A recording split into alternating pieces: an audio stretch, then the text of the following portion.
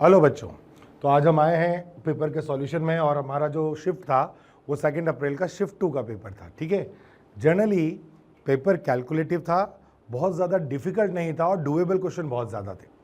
अगर आप चाहते तो इस पेपर के अंदर आप अच्छा स्कोर मैथ्स में कर सकते थे। ठीक है, बहुत बेसिक से सवाल थे, कंसेप्चुअल सवाल थे और ऐसा कुछ भी नहीं था जो आपके क्लासरूम्स में हुआ नहीं हुआ होगा। लगभग सब वैसे ही सवाल कराए गए हैं और मैक्सिमम टाइम जो इन क्वेश्चनों को सॉल्व करने के लिए सबसे इंपॉर्टेंट बात है वो ये कि आपको पेन चलाना पड़ेगा, बिना पेन चलाए तो आंसर नहीं आएगा। ठीक है, चलिए तो let's start without any further due.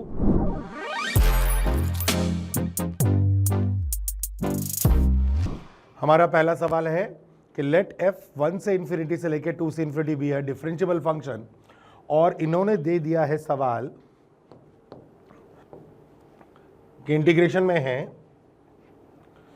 10, integration के अंदर 1 से x दिया है, ये दिया हुआ है f ऑफ t dt और ये बराबर दे दिया गया 5x f of x minus x की पावर 5 माइनस 9 के बराबर। और क्वेश्चन ने बोला कि this is true for x greater than equal to 1, तो आपको f ऑफ 3 की वैल्यू निकालनी थी बेटा। ठीक है, अब देखिए सबसे पहला कॉन्सेप्ट तो आपके दिमाग में क्लियर हो ही गया होगा कि अपन इसे डिफरेंशिएट मारेंगे, तो जब डिफरेंशिएशन करोगे तो क्या आएगा, ये आ जाएगा 10 of f of x, x का डेरिवेटिव 1 हो जाएगा इक्वल्स टू यहां आ जाएगा 5 f ऑफ x और plus 5 times of x f dash x और माइनस 5 इंटू एक्स की पावर 4। ठीक बात है यहां तक। अब यहां से देखो बेटा, पहले 5 को तो सबको उड़ा दो, 5 बेकार है हमारे लिए, तो हम क्या करेंगे, ये आ जाएगा हमारा 2f ऑफ x और यहां आ जाएगा अपना f ऑफ x और ये आ गया आपका प्लस का x f dash x minus x की पावर 4 में। अब अगर ध्यान से देखोगे तो जो क्वेश्चन आपका सिंपली कन्वर्ट हुआ क्या बना, f of x is equals to x f dash x minus x की पावर 4, है ना। अब यहां से कहानी थोड़ी अच्छी बनेगी, कैसे, अब ध्यान से देखना कि अगर अपन ने मान लिया कि हमारा जो फंक्शन दिया गया, सपोज ये f ऑफ x जो था, इस f ऑफ x को हम थोड़ी देर के लिए अगर y मान ले, तो जो क्वेश्चन लिखा गया है ना वो क्या लिखा गया है, y बराबर x into d y by d x और माइनस एक्स की पावर 4। अगर अपन यहां से देखें तो इसको क्या लिख सकते हैं अपन, अगर देखा जाए तो हम इसे ब्रेक करके यहां से लिख पाएंगे क्या, y आ गया आपका, तो ये आपके पास आ जाएगा y dx और आ गया इज इक्वल्स टू ये आ गया आपका x dy और माइनस का x की पावर 4 इंटू डी एक्स आ गया। तो मैंने क्या करा, थोड़ा सा दिमाग ऐसे लगाया, इसको इधर ले लिया, x की पावर 4 dx यहां रखा, ये वाला ले लिया अपन ने x dy minus y dx और इसको देख करके मेरे मन में ख्याल आया कि अगर नीचे x स्क्वायर आ जाता तो मजा सही आ जाता, तो हमने क्या करा, यहां रखा x स्क्वायर dx और यहां लिख लिया x dy minus y dx divided by और यहां ले लिया मैंने x स्क्वायर। तो इससे फायदा ये हुआ कि ये x स्क्वायर dx दिख रहा है और ये एग्जैक्ट डिफरेंशियल इक्वेशन में ये आपके पास आ गया d times of y by x, this is d times of y by x, ये वही तो लिखा हुआ है। और अगर हमने इसको दोनों तरफ से इंटीग्रेट मार दिया, लेट से मैंने इन दोनों को इंटीग्रेशन मारा होगा, तो ये रिजल्टेंट क्या देगा मुझे, एक्स क्यूब बाई 3 दे देगा इज इक्वल्स टू इसका इंटीग्रेशन सीधा सीधा y बाई एक्स आएगा एंड एक कांस्टेंट प्लस के हमें दिया गया है और इस k की वैल्यू हमें निकालनी है। अब ये जो k की वैल्यू तुम्हें निकालनी है ना, उसके लिए कोई डेटा तुम्हें दे रखा है, बिल्कुल दे रखा है। अगर तुम इस x की जगह पर 1 रख देते तो क्या ये पूरा 0 हो जाता, अगर ये 0 होता तो ये क्या होता, 5 f ऑफ 1 बनता और माइनस का 10 बनता और f ऑफ 1 की वैल्यू कितनी आती बेटा, 2। अगर f ऑफ 1 की वैल्यू 2 है, इसका मतलब x का वैल्यू 1 पर y का वैल्यू कितना आ रहा है, 2। x की वैल्यू 1 पर अगर y का वैल्यू 2 आ रहा है तो हमारा कंसर्न है किसकी वैल्यू कैलकुलेट करने का, k की वैल्यू कैलकुलेट करने का। तो ये आ गया 1/3 और y का वैल्यू 2 है तो 2 आ जाएगा यहां पर और प्लस k, तो यहां से आपका जो k का वैल्यू निकला वो निकला 1/3 माइनस 2 यानी k बराबर माइनस 5/3 आ गया। तो हमारे पास जो फंक्शन बन के आया वो फंक्शन क्या बन के आया, वो फंक्शन बन के आया x cube by 3 is equals to y by x minus और हमने कितनी वैल्यू निकाल ली थी k की -5/3। सो k का वैल्यू आ गया -5/3। और हमें वैल्यू किसकी निकालनी है क्वेश्चन में, हमें वैल्यू निकालनी है x की वैल्यू 3 रख करके, ठीक है। x की वैल्यू 3 पर y का वैल्यू चाहिए हमें, तो x की वैल्यू 3 पर y का वैल्यू कैसे आएगा, x का वैल्यू 3 डालोगे तो 27/3 यानी 9 इज इक्वल्स टू y निकालना है /3 -5/3, तो यहाँ से आपका बन गया 27 इज इक्वल्स टू y -5, और जो y का वैल्यू आया वो आ गया 32, यानी आपके फंक्शन की जो वैल्यू आ रही है वो कितनी आ रही है 32। So your right answer will be 32, option 2 will be the correct answer. ठीक है, सिंपल क्वेश्चन था, करने लायक सवाल था, बस पेशेंस के साथ करते चले जाते तो आपका आंसर बन जाए।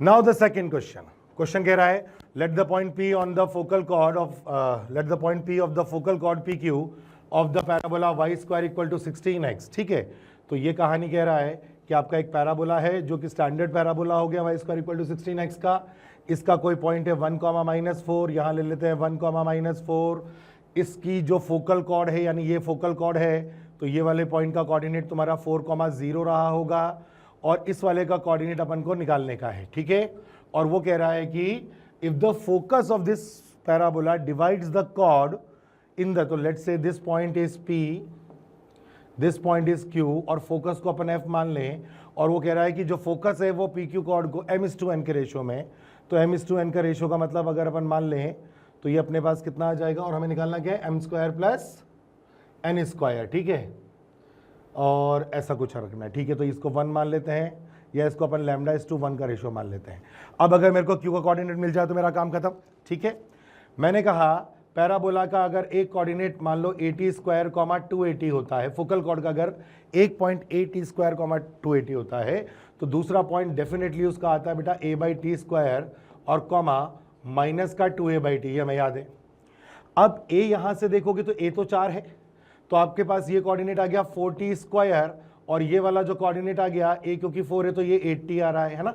और यहां से अगर मैं t की वैल्यू कैलकुलेट करूं तो मुझे 80 will be for me is like -4, तो t का कोऑर्डिनेट मेरे पास आ गया -1/2, और अगर t मेरा -1/2 है तो इस पॉइंट का कोऑर्डिनेट अगर मैं निकालूं तो a मेरे पास 4 है और t 1/4 है, तो इसको ऐसे लिख लेते हैं, और -2 है, a कितना है मेरे पास 4 और t कितना है -1/2, तो यहां से मेरे पास जो कोऑर्डिनेट आएगा वो आ जाएगा 16 कॉमा, और ये वाला पॉइंट भी माइनस माइनस प्लस कर देगा, और 16, तो 16,16 द पॉइंट इज।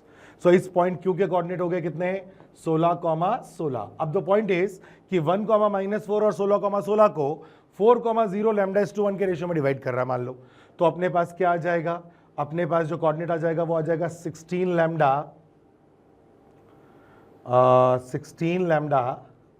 प्लस 0, मैं y का कोऑर्डिनेट ले लेता हूं, अपॉन λ+1, हालांकि x और y से कोई फर्क पड़ेगा नहीं, इज इक्वल्स टू, और ये कोऑर्डिनेट 1 मिनट 16 λ -4, ये आ गया 16 λ -4 अपॉन λ+1, और y का कोऑर्डिनेट 0 हो गया, तो यहां से λ का वैल्यू निकल के आ गया मेरा 1/4।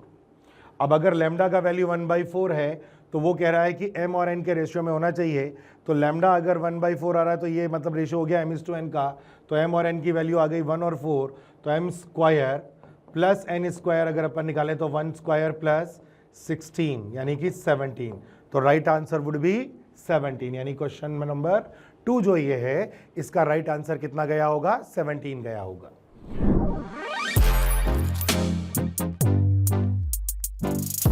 फॉर द क्वेश्चन नंबर 3, अब देखो ये सिंपल सवाल है ना, it's a simple manipulating question, अगर आप इसे मैनिपुलेट कर लेंगे आराम से तो बहुत आसानी से सवाल होगा। हाँ, कैलकुलेशन में ये थोड़ा लंबा जा सकता है बट ऑब्वियसली, लेकिन ये वैसे मुश्किल सवाल नहीं है।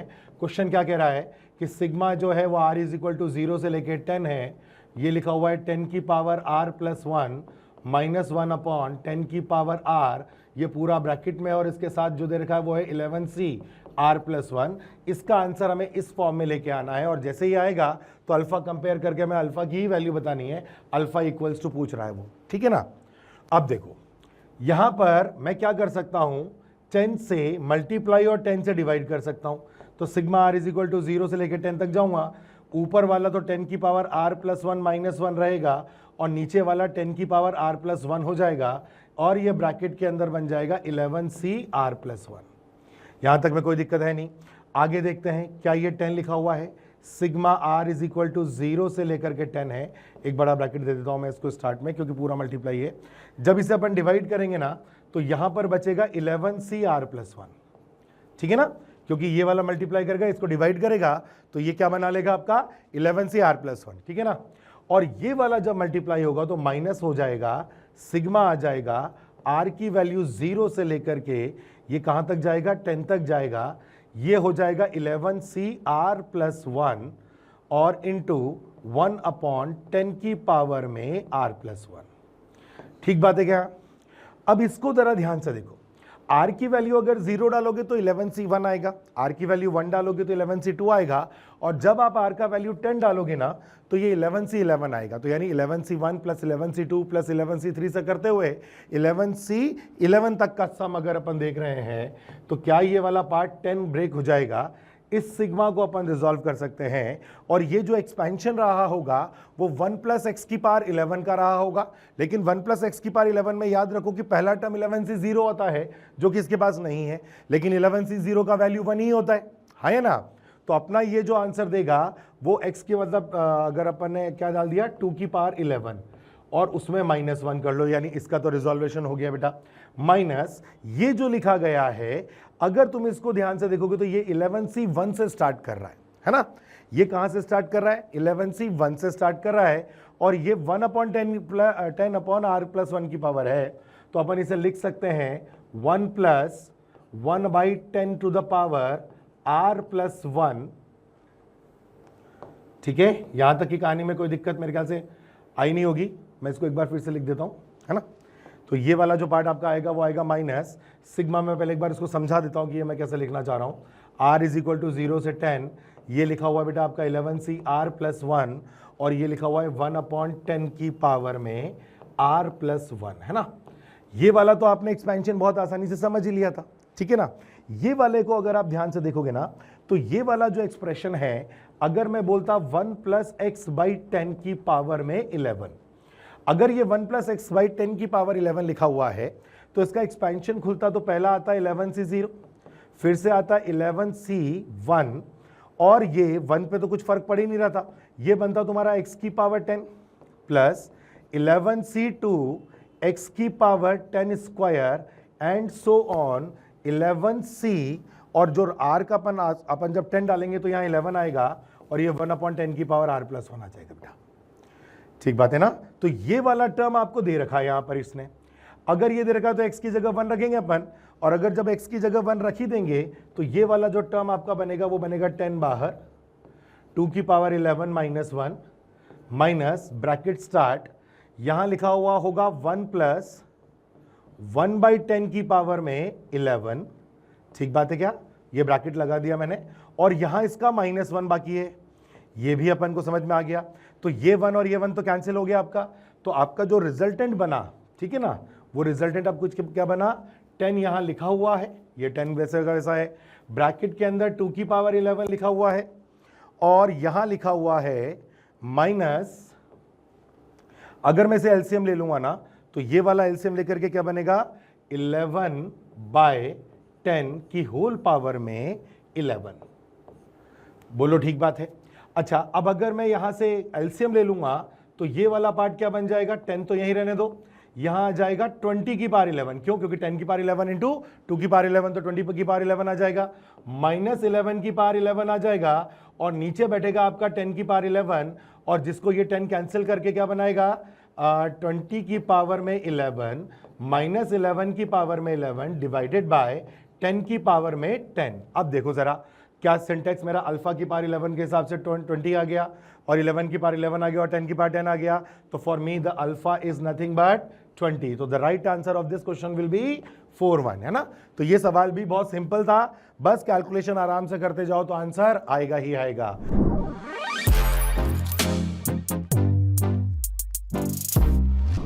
Now the fourth question says fourth question relation का सवाल है, हर बार आता ही आता है। तो क्वेश्चन क्या कह रहा है कि लेट ए बराबर 1 2 3 से लेके 100 तक दे रखा है and r be a relation on a such that r is equals to a comma b, एक ऑर्डर्ड पेयर है जहां ए बराबर 2b+1 है। Let a1 a2 a2 a3 a3 a4 and so on up to ak+1 है be the sequence of k elements of R such that the second entry of any an ordered pair is equal to the first entry of the next ordered pair। मतलब इसकी जो second entry है ना वो इसका first entry होना चाहिए। ठीक बात है। तो ऐसे कितने ऑर्डर्ड पेयर पॉसिबल है then the largest integer k for which such that the sequence exists is equals to. तो हमें ये देखना है कि ऐसे कितने ऑर्डर्ड पेयर हम बना सकते हैं। अब हम क्या करते हैं, छोटे से शुरू करते हैं। अच्छा, कंडीशन में यह है कि जो पहला नंबर अपन डालेंगे बी को पहले डालना पड़ेगा ताकि ए आए, क्योंकि ए बराबर क्या दे रखा है आपको 2b+1। तो मैं यहां कंडीशन लिख लेता हूं पहले। ए बराबर मुझे क्या दिया है 2b+1। ए और बी दोनों ही कहां से आने हैं, उस सेट आर से आने हैं। तो I start with let's say कि बी की वैल्यू मैंने 1 ले ली, बी की वैल्यू 1 ली तो ए का वैल्यू 3 आएगा। तो मेरा जो पहला ऑर्डर्ड पेयर मुझे दिखेगा वो क्या दिख जाएगा 3,1 दिख जाएगा। अब वो ये कह रहा था कि अगर ये आपका सीक्वेंस है तो ये वाला अगले वाले से, तो इसका मतलब अब मैं अगर सीक्वेंस में ऐसे सपोज करो मैं ऐसे लिख रहा हूं 3 1, तो यहां मेरे को जो ऑर्डर्ड पेयर बनाना है उसमें ये वाला एलिमेंट 3 आना चाहिए और ये वाला एलिमेंट मेरे लिए लेट्स से x है। तो इसका मतलब मैं सबसे पहले b की वैल्यू क्या रखूंगा, 3 रखूंगा। तो अब मैंने b का वैल्यू 3 रख दिया, b का वैल्यू 3 रखा तो मेरे को a का वैल्यू 7 मिला। इसका मतलब जो मेरा नेक्स्ट वाला बना वो बन गया 7,3। तो ये वाला आ गया आपका 1 3 के बाद एक आ गया 7,3। अब इसी तरीके से जो हमारा रिजल्ट आ रहा है ना वही हमारा नेक्स्ट एलिमेंट बनाना है। तो अगला हम रखेंगे b की वैल्यू 7, b की वैल्यू 7 रख देंगे तो a का वैल्यू 15 हो जाएगा। फिर b की वैल्यू 15 रख दो तो a का वैल्यू 31 हो जाएगा। फिर a का वैल्यू 31 रख दो, a का वैल्यू 31 रख दिया तो 31, 31 इंटू 2 62 63। तो सॉरी b है ना, ये b है। तो a का वैल्यू कितना हो गया आपका, that comes out as 62 and 63। अगर आपने b का value let's say you put it 63, तो 63 का डबल 100 को क्रॉस कर जाएगा। इसका मतलब जो मेरे सेट आ रहे हैं वो कौन कौन सा आया, फिर आया मेरा 15,7, फिर आया मेरा 31,15, ठीक बात है, और फिर आया मेरा 63,31। और अगर आप देखो इसे अरेंज करें तो मैं कुछ ऐसा लिख सकता हूं इसे 63,31, अगला वाला 31,15, अगला वाला 15,7, अगला वाला 7,3, अगला वाला 3,1। बस इतने ही आ पाएंगे क्या, तो 1 2 3 4 और 5। तो मेरा जो k का वैल्यू होगा वो कितना होगा 5। So the answer of this question will be 5। It's a simple one again, है ना।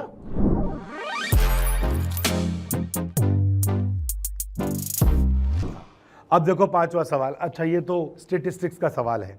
तो स्टेटिस्टिक्स का सवाल है और बहुत ही आसान सवालों में से दिया है। Just because of the calculation आप गड़बड़ कर सकते हैं, बाकी इस सवाल में जनरली कोई और गड़बड़ होती नहीं है। क्या कह रहा है, इफ द मीन, तो सबसे पहले मीन निकाल लेते हैं बेटा।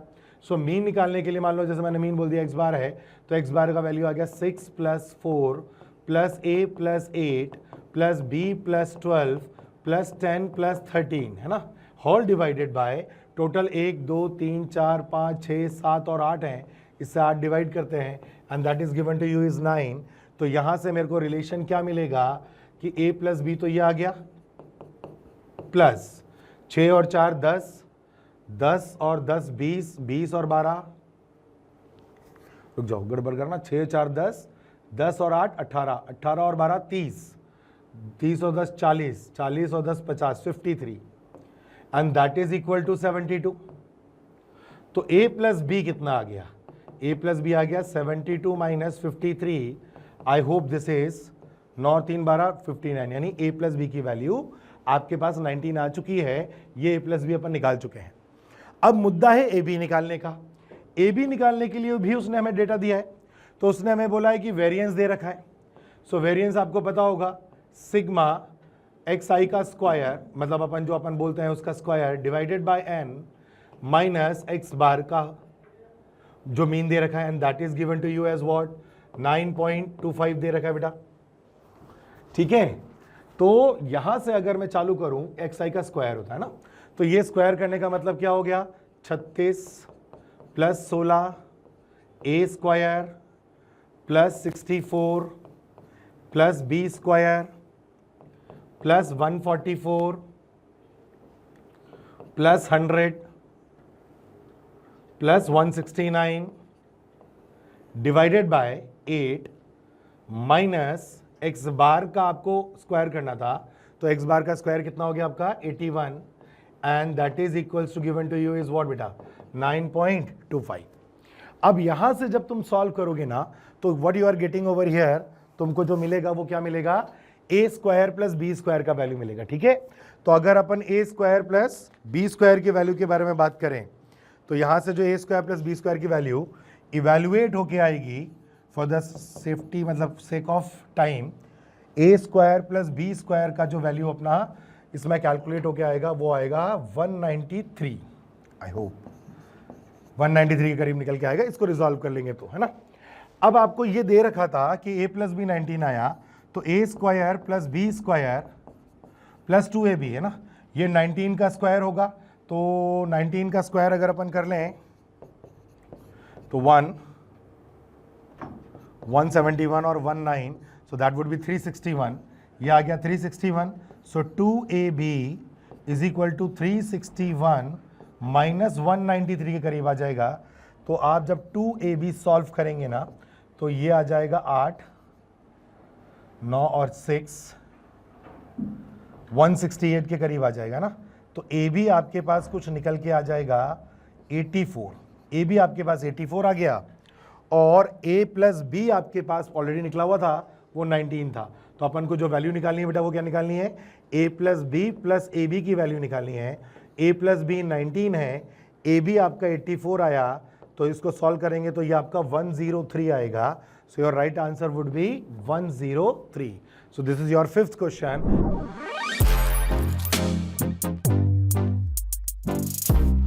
Now the question comes from the function, है ना, द ब्यूटीफुल चैप्टर। ये चैप्टर कहता है कि भैया डोमेन निकालो, और डोमेन जीवन में आसान है, तो उसने बोला ये डोमेन a, b है, तो इस बेचारे की वैल्यू निकाल दो। चलिए, तो भैया ये अंडर रूट के अंदर फंसा हुआ है, तो आपको लिखना पड़ेगा 10 plus 3x minus x square, that should be greater than 0। तो x square minus 3x minus 10, ये हो गया लेस देन 0। और अगर इसका अगर अपन बात करें 10 लाना है, तो ये हो गया x minus 5 into x plus 2, ये हो गया लेस देन 0। सो x का वैल्यू आ गया -2 से लेके 5। ये एक अंकल सॉल्व हो गए अपने, ना, एक का काम अपने तमाम करा। दूसरे अंकल कह रहे हैं कि x प्लस मॉड एक्स जो है वो ग्रेटर देन 0 हो। अब मॉड एक्स तो आप जानते ही पॉजिटिव होता है यार, मतलब नॉन नेगेटिव होता है, 0 तो ले ही नहीं सकते, और x जो होगा उसको पॉजिटिव होना पड़ेगा ना, क्योंकि अगर x नेगेटिव होगा तो ये 0 बनता रहेगा। तो ये कंडीशन कह रहा है कि x should be greater than 0, और दोनों का फाइनल इंटरसेक्शन निकालोगे ना, तो x बिलोंग्स टू आ जाएगा 0 से 5। तो आपके a का वैल्यू जो आ रहा है वो तो आ रहा है 0, और b का वैल्यू आ गया 5। अब किसकी वैल्यू निकालनी है, इनकी भाई साहब की वैल्यू निकालनी है। तो ये तो 1 हो गया प्लस 25 हो गया, तो मेरे ख्याल से 26 आंसर आएगा। तो मेरे ख्याल से ये तो आपको गिफ्टेड क्वेश्चन था, 4 नंबर का सवाल है, मेरे ख्याल से सब इस शिफ्ट के सारे बच्चे ये करके ही आए होंगे।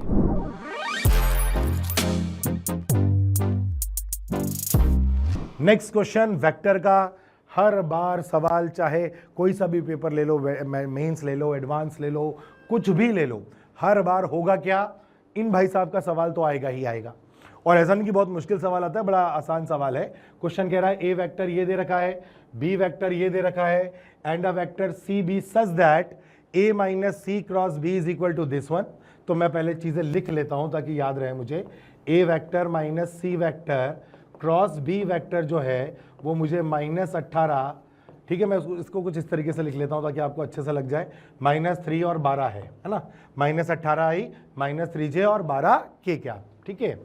इसको थोड़ा रिजॉल्व कर लेते हैं, तो हमें मिल गया क्या कि a cross b minus c cross b बराबर -18 -3 और 12।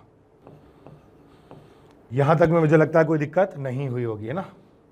फिर कुछ और डेटा दिया क्या, उसने कहा कि A डॉट सी आपको 3 दे रखा है और B क्रॉस सी डी दे रखा है। अच्छा, B क्रॉस सी डी दे रखा है तो भाई साहब ये B क्रॉस सी थे, पर ये तो C क्रॉस B है, तो B क्रॉस सी का मतलब हुआ A क्रॉस B, और अगर आपने C क्रॉस B बोला तो वो माइनस माइनस आएगा, so that will be plus D vector, और ये आ गया आपका -18 -3 और 12। यहां तक कोई कहानी में दिक्कत नहीं है।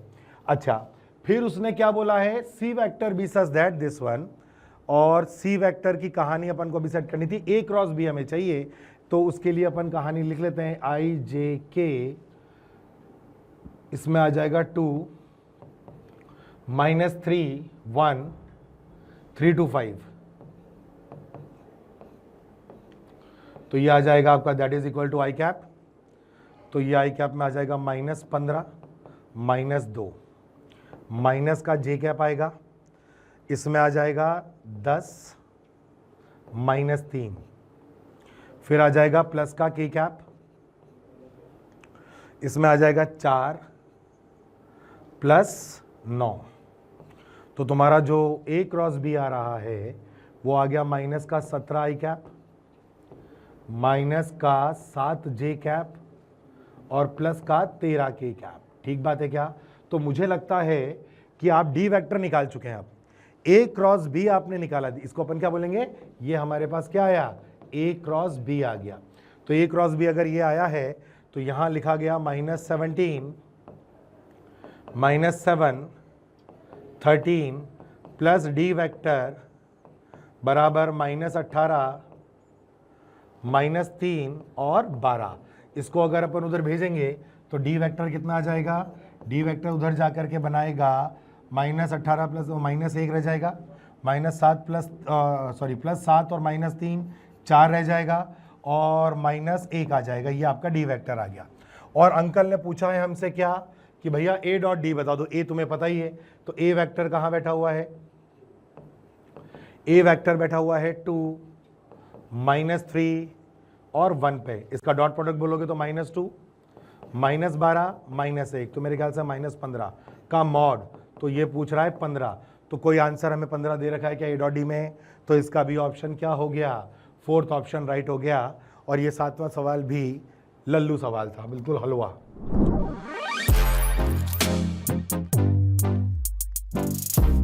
चलिए क्वेश्चन नंबर 8 पर आ जाते हैं। If the system of equation 2x + λy + 3z = 5, 3x + 2y - z = 7, 4x + 5y + μz = 9 दे रखा है, हैज इनफाइनाइटली मैनी सॉल्यूशन। अच्छा, आपने जितने भी सवाल करेंगे मैक्सिमम यही हो रहा होगा। तो उसने पूछा λ² और μ² की वैल्यू बता दो, बात खत्म। तो भाई देखो, इनफाइनाइटली मैनी सॉल्यूशन तो तभी आते हैं जब d भी 0 हो, d1 0 हो और d2 d3 सब 0 हो जाए, है ना। तो सबसे पहले हम क्या करते हैं, लैम्डा की वैल्यू निकालने की कोशिश करते हैं। तो लैम्डा की वैल्यू के लिए मैंने एक मैट्रिक्स बनाया। मुझे लगता है कि ये मैट्रिक्स अगर आप समझ पाएंगे तो मैं d2 लिख रहा हूं। d2 में क्या होता है, 2 3 4 तो आएगा ही आएगा। इसकी जगह ये आ जाएंगे अंकल, तो 5 7 और 9 को फंसा देते हैं अपन यहाँ, और ये आ जाएंगे। अच्छा, म्यू निकालना ही पड़ेगा पहले, अगर म्यू निकालना है, हाँ तो पहले म्यू निकल जाएगा, सही बात है। और ये आ जाएगा आपका 3 -1 और म्यू। मैं पहले क्या निकाल रहा हूं, म्यू निकाल रहा हूं, ये आ गया, ये d2 है। और इसको होना क्या है बेटा, इसको 0 होना है। अब इसे 0 करने के लिए क्या करोगे बताओ, इसको 0 करने के लिए डिटरमिनेंट सॉल्व करा जाएगा। तो ये आपका आ जाएगा 14 म्यू, और ये आ जाएगा -5 और 4 -20, और ये आ जाएगा प्लस का 81। ये तो आपका एक ब्रैकेट बन गया माइनस। अब ऐसे मल्टीप्लाई कर लो तो ये आ जाएगा आपका 12 × 7 84, फिर आ जाएगा प्लस का 15 म्यू और 15 म्यू, और लास्ट आ जाएगा -9 -18। थोड़ा और सिंप्लीफाई कर लेते हैं, तो ये आ गया 14 म्यू। अच्छा, ये दैट इज इक्वल टू 0 है, ये तो ध्यान रखना है ना। अब क्या हो गया, 14 म्यू -20 + 81 का मतलब प्लस का 61 है, ये -15 म्यू तो मैं लिख ही देता हूं यहां पर। 84 में से अगर 18 गए तो ये माइनस का 6 और मेरे ख्याल से 76 नहीं 66 आ जाएगा। आई होप 66 से ये आ जाएगा, और ये प्लस का आता तो माइनस लिख दिया इक्वल टू 0। तो मेरे पास आ गया माइनस का म्यू और माइनस का 5 बराबर 0। तो म्यू बराबर मुझे दिख रहा है -5। हालांकि +5 -5 में टेंशन नहीं है, स्क्वायर से बच जाएगा वो, है ना। अच्छा, एक और चीज़ देखते हैं। अगर मेरा म्यू -5 है तो मुझे किसकी वैल्यू इवैल्यूएट करनी है? मुझे वैल्यू इवैल्यूएट करनी है लैम्डा की। तो लैम्डा की वैल्यू इवैल्यूएट करनी है तो ये डिटर्मिनेंट लिख लो 2 3 4 लैम्डा 2 5 और यहां ले लेते हैं 5 7 और 9। वैसे तो आप डायरेक्ट सॉल्व करके भी निकाल सकते थे ना लैम्डा, पर अपन ऐसा कर लेते हैं। तो ये आ जाएगा 36 प्लस 28 म्यू 28 लैम्डा, और ये आ गया 5 3 15 5 75 75। ये तो प्लस में इतना आ गया बेटा, माइनस इधर से देखेंगे तो 40, फिर आ जाएगा आपका प्लस का 27 लैम्डा और 2 35 70 plus 70 that is also equals to 0, है ना। तो आपका ये बन जाएगा मेरे ख्याल से 36 और 75 का मतलब हो गया 6 और 5 11, 7 3 10 और 1 11 111 प्लस 28 लैम्डा माइनस ये आपका आ गया 7 40 70 40 110 माइनस का 27 lambda that is equal to 0। तो ये हो गया आपका लैम्डा प्लस 1 बराबर 0, तो लैम्डा बराबर -1। और आपसे पूछा क्या गया है? Lambda square plus mu square. तो मेरे ख्याल से 25 प्लस 1 26। तो कोई ऑप्शन 26 है क्या? Option 3 is right option.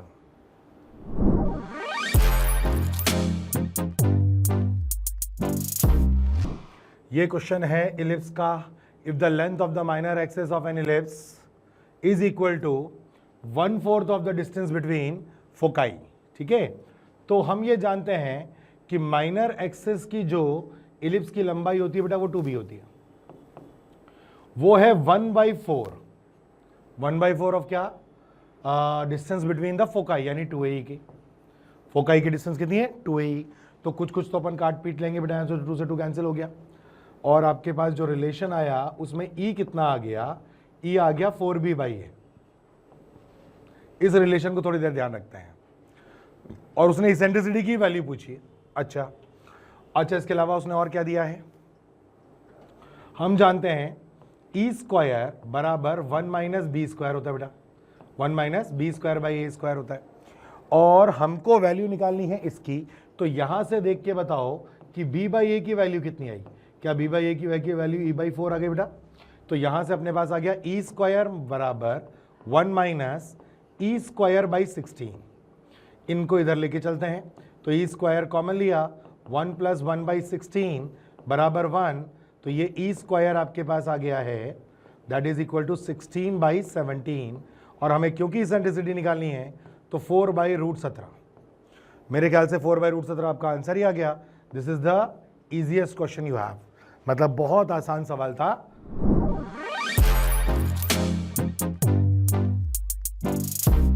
Next question, let A be a 3x3 real matrix such that a square into a - 2i। अच्छा, इसको पहले रिजॉल्व कर लेते हैं। देखो क्या लिखा हुआ है। ये लिखा है a³ minus 2a square minus का 4a और प्लस का 4i बराबर नल मैट्रिक्स।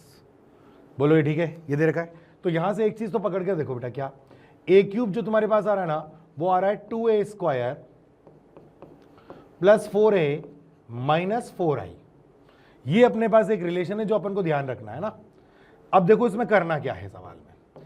क्वेश्चन ने ये कहा कि यदि a की पावर 5 जो आपको दे रखा हो ना, a की पावर 5, वो अगर a स्क्वायर a और i के फॉर्म में हो, है ना, तो ये आपका a³ था। सबसे पहले तो a की पावर 5 निकाल लो। तो a स्क्वायर से मल्टीप्लाई कर दिया मैंने इसको। तो मेरा ये बन गया बेटा 2a की पावर 4 प्लस 4a³ -4a², ये बन गया मेरा। अच्छा, इसमें से भी देखो ध्यान से, क्योंकि मुझे तो स्क्वायर के फॉर्म में एडजस्ट करना है, तो बस अब मेरा प्रोसीजर चलेगा और बाकी मुझे कुछ नहीं करना। All because all this thing we have to done by calculation. आपको सिर्फ कैलकुलेशन करना और कुछ नहीं करना।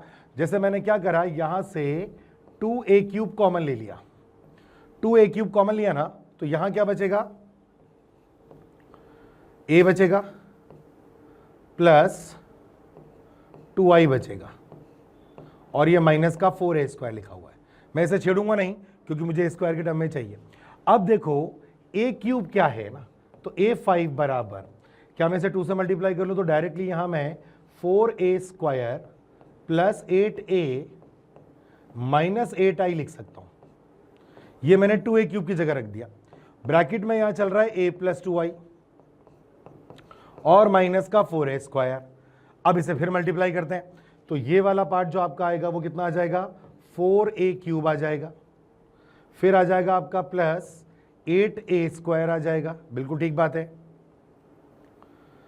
फिर आपका ये भी आएगा प्लस का 8a² और प्लस का 16i, फिर आएगा माइनस का, मैंने 4a³ 8a² 16i, नहीं 8a² 16a आएगा, ये 16a आएगा, मुझे ऐसा लगा गड़बड़ हुआ। माइनस का 8a और माइनस का 16i और माइनस का 4a² लिखा हुआ है। तो अभी दिक्कत अपन को इससे है बस, बाकी सब तो अपना एडजस्ट हो जाएगा। तो एक बार लिख लेते हैं, 4a³ जैसा है वैसा रहने दो, प्लस यहां देखो 8 और 8 16, 16 माइनस 4 यानी 12, तो ये 12a² आ चुका है ना। उसके बाद देखो 6 से माइनस 8a से ये प्लस का 8a आ चुका है और माइनस का 16i चल रहा है। अभी हमें a³ को फिर से हटाना है, तो इसी को 4 से मल्टीप्लाई करके डायरेक्ट बोल दो बेटा, तो 4 से मल्टीप्लाई करोगे तो ये बनेगा 8a² plus 16a minus 16i plus 12a² plus 8a minus 16i, ये लिखा हुआ है। तो अब इसको रिजॉल्व करते हैं, तो मेरा a⁵ क्या बना, 8 और 12 से 20a² बना, 16 और 8 से ये 24a बना और माइनस का 32i बना। तो यहां से मैं क्या कंपेयर कर पाया कि अल्फा 20 है, बीटा जो है 24 है और जो गामा है वो माइनस 32 है। और हमसे क्वेश्चन में क्या पूछा गया, alpha plus beta plus gamma की वैल्यू बता दो। तो अल्फा प्लस बीटा गामा क्या हो गया, 24 44 और ये आ गया माइनस 32। तो मेरे हिसाब से आंसर होना चाहिए 12, और 12 क्योंकि ऑप्शन में है तो यही होगा हमारा सही answer.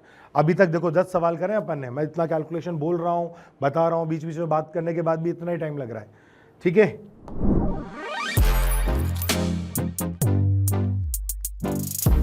Question number 11, the number of term of an AP is even, है ना।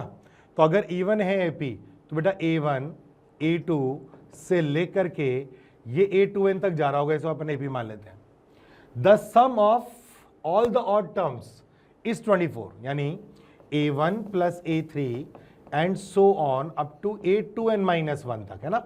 ये कितने हैं आपको चॉइस दे रखे हैं बेटा, और the sum of all even term is 30, तो A2 plus A4 and so on up to A2n, and that is given to you is 30, and the last term exceeds the first term, तो last term तो आपका A2n है minus A1 and that is given to you 21/2. the number of term which are integer in the AP, इस AP के अंदर कितने term integer आएंगे ये हमें इवेलुएट करना है, ठीक है ना। तो अपन क्या करते हैं, सबसे पहले देखो कहानी क्या है। उन्होंने कहा A2n, तो A2n का मतलब होगा तो यही ना बेटा, A1 plus 2n-1 into D minus A1 बराबर 21/2 है। A1 से A1 कैंसिल हो गया, तो ये अपने पास आ गया 2nd माइनस डी और बराबर 21/2। इसमें अपने को कोई लोड नहीं है ना, ठीक है। अच्छा, इन्होंने बोला A1 A3 A and so on up to this one is given to you 24, और a2 plus a4 and so on up to a2n is given to you 30। ठीक है, तो अपन क्या करते हैं, इन दोनों को सब्ट्रैक्शन मारते हैं। मतलब अगर ये इक्वेशन नंबर 1 है और ये इक्वेशन नंबर 2 है बेसिकली, तो मैं तुमसे कह रहा हूं कि 2 - 1 करो। 2 - 1 करने से क्या होगा कि a2 - a1 d देगा, a4 - a3 भी d देगा, और ये वाला टर्म भी लास्ट में d देगा। और नंबर ऑफ टर्म कितने हैं, क्योंकि टोटल टर्म 2n थे तो इवन भी n होंगे और ऑड भी n होंगे, तो डिफरेंस कितनी बार आया, n बार आया, and that is given to you is 6। तो यहां से तुम बोल सकते हो कि nd बराबर कितना आया, 6। तो यहां से तुम d की वैल्यू बता दो, क्या d की वैल्यू 6/n हो गई। अब d की वैल्यू 6/n को अगर अपन यहां रखें तो 2n into 6/n minus d क्या बराबर 21/2 आया, n से n गया तो आपका आ गया 12 माइनस d बराबर 21/2, और d आपके पास आ गया 24 माइनस 21 से 3/2। तो आपकी जो AP बन रही होगी ना, उस AP का जो कॉमन डिफरेंस है वो आपका कितना आ रहा है, 32 आ रहा है। ठीक बात है। अच्छा, अब मैं ये कहूं कि टोटल सम कितना था, तो टोटल सम तो आपका 2n/2 रहा होगा, और 2a1 plus 2n-1 into d अपने पास आई गया, दैट इज 3/2, और ये हमें दे रखा है कितना, 54 दे रखा है। तो 2 से 2 ये कैंसिल हो गया आपका, है ना, और ये आपके पास आ गया 2a1n plus n into 2n-1 into 3/2 that is equals to 54। ये हमारे पास कुछ एक्सप्रेशन आ गया। अब हमें क्या करना है, कुछ वैल्यूज और इवेल्युएट करनी पड़ेगी। मतलब हमें बेसिकली किसकी जरूरत है, a1 की जरूरत है। क्या हमें a1 की जरूरत पड़ेगी, तो यहां पर हमें बेटा किसकी जरूरत है, a1 की जरूरत है, साथ में हमें n की वैल्यू भी चाहिए ना, हमें तो नंबर ऑफ इंटीजर्स बताना है। ठीक है, अब देखो एक और कहानी अपन साथ करते हैं। यहाँ पे यहां कहानी कुछ ऐसा कर लेते हैं, रुको। ये लिखा हुआ है आपका n ब्रैकेट में, ये 2a1 था, ये 2n-1 इंटू डी मान लो थोड़ी देर के लिए, इसे 54 पकड़ के रखो बेटा, है ना। d मैं निकाल चुका हूं, है ना, तो d अगर मैं निकाल चुका हूं तो 3/2 यहां रख देते हैं, तो ये n बराबर जो आपके पास आएगा वो आएगा 6/d। d अपन निकाल चुके हैं, तो 3/2 ऊपर गया, तो 3 से 2 गया तो n बराबर तो 4 आ गया। तो n की वैल्यू तो अपन को पता चल गई बेटा इसमें से, है ना। n की वैल्यू 4 पता चल गई है, ब्रैकेट में 2a1 को ऐसे रहने दो। अच्छा, ये 2n-1 into D, 2n-1 into D की वैल्यू अपन ने यहाँ पर निकाली ली थी, तो डायरेक्ट आ गया ये 21/2 बराबर 54 हो गया। तो ये आपके पास क्या आ गया, 8a1 प्लस 42 बराबर 54। तो 8a1 बराबर अगर यहां ले जाओगे तो ये आ जाएगा 12, a बराबर 3/2। तो अगर आपका a1 है ना, अब देखो a1 आपका फर्स्ट टर्म है, कॉमन डिफरेंस आपका 3/2 है, तो पहला टर्म तो आपका इंटीजर नहीं होगा, और दूसरा टर्म 3/2 प्लस 3/2 से इंटीजर आएगा, और टोटल n कितना था, 4। तो मैं ये बोल सकता हूं कि नंबर ऑफ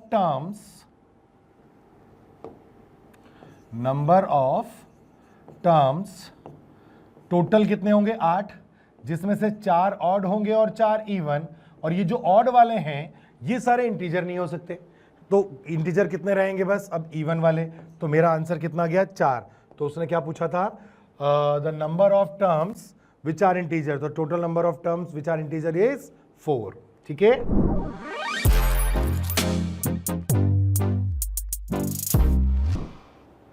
चलिए इस क्वेश्चन में देखते हैं। क्वेश्चन कह रहा है the line L1 is parallel to the vector this is a parallel to the vector this and passes through the point 762, है ना। तो ये पॉइंट A जो होगा ये है मेरा 762, और ये वेक्टर पैरेलल चल रहा है किसके, -3, 2 और 4 के। अब एक और वेक्टर जा रहा है यहां से, इस वेक्टर को मैंने मान लिया लेट्स से C वेक्टर, ये है आपका पॉइंट 5, 3, 4, और ये वेक्टर पैरेलल जा रहा है 2, 1, 3 के, है ना। The vector line is parallel to this one. ठीक है, तो अपन सबसे पहले क्या करते हैं, ये वेक्टर निकाल लेते हैं बेटा। अब ये वेक्टर निकालना है तो मैं बेसिकली सी ए वेक्टर निकाल रहा हूं। तो सी ए वेक्टर क्या होगा, वो होगा a माइनस सी, 7 माइनस 5 यानी 2, 3 माइनस 6 यानी -3, और सॉरी 7 माइनस 5 यानी 2, 6 माइनस 3 यानी +3, 2 माइनस 4 यानी -2। ये आपका सी ए वेक्टर हो गया, a माइनस सी कर लिया मैंने ना। तो 7 माइनस 5, 6 माइनस 3, 2 माइनस 4। ये दोनों वेक्टर का क्रॉस प्रोडक्ट निकालते हैं। तो लिख लेते हैं i j k -3 2 4 2 1 3, और ये अपन ने डिटरमिनेंट निकाला। तो आई कैप निकालता हूं तो ये आ गया 6, और 6 माइनस 4 यानी 2, माइनस जे ले लिया तो -9 और -8 यानी -17, और प्लस के वेक्टर ले लिया तो के वेक्टर में आ गया -3 और -4 यानी -7। तो मेरा जो वेक्टर आया वो क्या आ गया, 2i + 17j - 7k। अब आपको क्या निकालना है, शॉर्टेस्ट डिस्टेंस निकालिए ना। तो आपको क्या है, प्रोजेक्शन निकालना है सी ए का इस पर। इसको अपन थोड़ी देर के लिए एन वेक्टर मान लेते हैं। तो projection of c on an vector, sorry projection of c a vector on an vector. तो जिसका प्रोजेक्शन निकालना है उससे कोई फर्क नहीं पड़ता, जिस पर निकालना है उसके मैग्नीट्यूड से डिवाइड करना है। तो पहले इन दोनों का डॉट प्रोडक्ट करेंगे।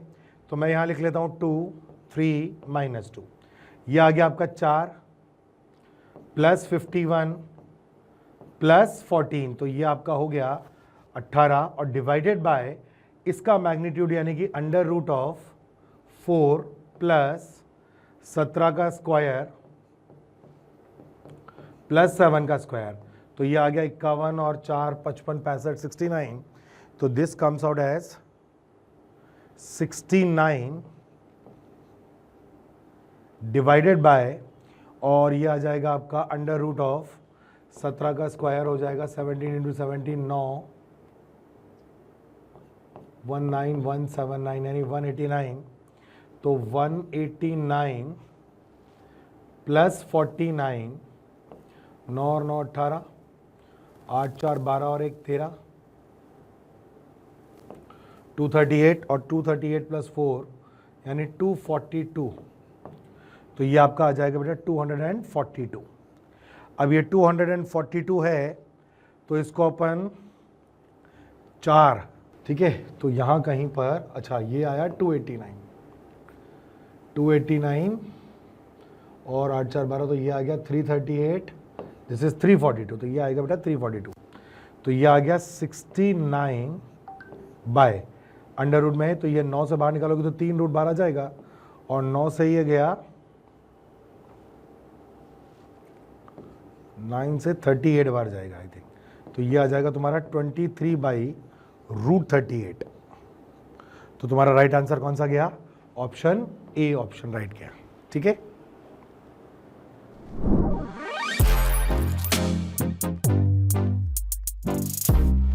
तो आइए बच्चों, अब आगे अपन बात करते हैं क्वेश्चन नंबर 13 14 और आगे जो क्वेश्चंस हैं उनके बारे में। My name is Shubham Soni, और अपन ये देखते हैं कि यार अब अगले क्वेश्चंस जो आने वाले हैं उनमें किस तरह के क्वेश्चन पूछे गए हैं। ये अपन 2 अप्रैल शिफ्ट 2 के क्वेश्चंस को डिस्कस कर रहे हैं ना। सबसे पहले 13 वाला क्वेश्चन देख लेते हैं बच्चों, क्या कह रहे हैं। Let a be the point of intersection of curve x² = 2y and straight line y - 2x - 6 = 0। तो बच्चों करना क्या है, सबसे पहले तो उसने कहा है कि पॉइंट ऑफ इंटरसेक्शन की बात हो रही है, तो इन दो कर्व का पॉइंट ऑफ इंटरसेक्शन निकाल लेते हैं बच्चों ना। x² = 2y, और दूसरा कर्व बच्चों अपने पास है y = 2x + 6। x² = 2, y की जगह वैल्यू सब्स्टिट्यूट करते हैं, x² - 4x - 12 = 0, x - 6 and x + 2 = 0। बच्चों x की जो दो वैल्यूज़ यहाँ मिल रही है उसमें से हमें कौन सी वैल्यू को कंसिडर करना है, सेकेंड क्वाड्रेंट की बात हो रही है बच्चों। सेकेंड क्वाड्रेंट मतलब x की नेगेटिव वैल्यू लेनी पड़ेगी, तो हम 6 को रिजेक्ट करते हैं, सिर्फ x की वैल्यू -2 की बात करते हैं। तो बेसिकली हो ऐसा रहा है कि x की वैल्यू -2 अपन यहाँ रख देते हैं तो अपन को y की भी वैल्यू मिल जाएगी। y जो बच्चों आएगा वो कितना आएगा, x²/2। तो ये बच्चों वैल्यू आ जाएगी 2, यानी जो पॉइंट आ गया वो पॉइंट क्या मिला आपको, पॉइंट a, b जो आया था वो आपको मिल गया। a की वैल्यू आई है -2 और b की वैल्यू आ गई है 2। अब आगे क्या कह रहा है वो पढ़ने की कोशिश करते हैं कि जो a, b पॉइंट इन दोनों का इंटरसेक्शन वाला पॉइंट आया है वहाँ से सिर्फ a, b की वैल्यूज से मतलब है, आगे आपको इंटीग्रेशन सॉल्व करना है। तो बच्चों बहुत ही सिंपल चीज़ है, जो i इंटीग्रेशन सिंप्लीफाई करना, हमें a की जगह रख देते हैं अपन -2 और b की जगह रख देते हैं 2 और ये बना आपका 9x² / 1 + 5 dx। अब ये बच्चों बड़ी ही वेल नोन प्रॉब्लम है, इस तरह की प्रॉब्लम्स आपने कई सारी ढेर सारी करी होंगी अपनी प्रैक्टिस के दौरान। करना कुछ नहीं है, i = ये -a to a लिमिट है तो इसको 0 to a में कन्वर्ट कर दिया जाएगा। तो 0 to a में कन्वर्ट करेंगे और हम क्या लिखेंगे बच्चों, fx और f of -x। तो fx यानी कि 9x² / 1 + 5 लिखेंगे और एक f of -x लिखना है, उसमें 9x² तो बच्चों एज इट इज़।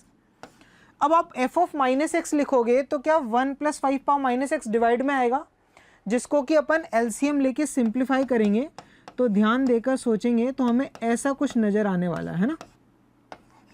ओवरऑल बच्चों ये चीज़ अपने को मिल रही है। क्या ये पूरा सिंप्लीफाई हो सकता है? बिल्कुल हो सकता है। ये 1 + 5 दोनों का डिनोमिनेटर सेम ही है, न्यूमरेटर ऐड करेंगे तो वो भी 1 + 5 आएगा बच्चों, कैंसिल आउट हो जाएगा। फाइनली 9x² dx आपको मिलेगा 0 से 2 तक। अब बहुत ही सिंपल हो गया, 9 × x³ / 3। इसकी लिमिट बच्चों लगा देते हैं अपन 0 से 2, है ना। तो कितना आ गया, ये 3x³ आ गया बच्चों आंसर अपना। अब 3x³ में 0 to 2 लिमिट लगाएंगे तो 2 रखने पर बच्चों कितना हो गया, 8 × 3 24 हो जाएगा। तो बच्चों इसका आंसर आपका कितना आ जाएगा, 24।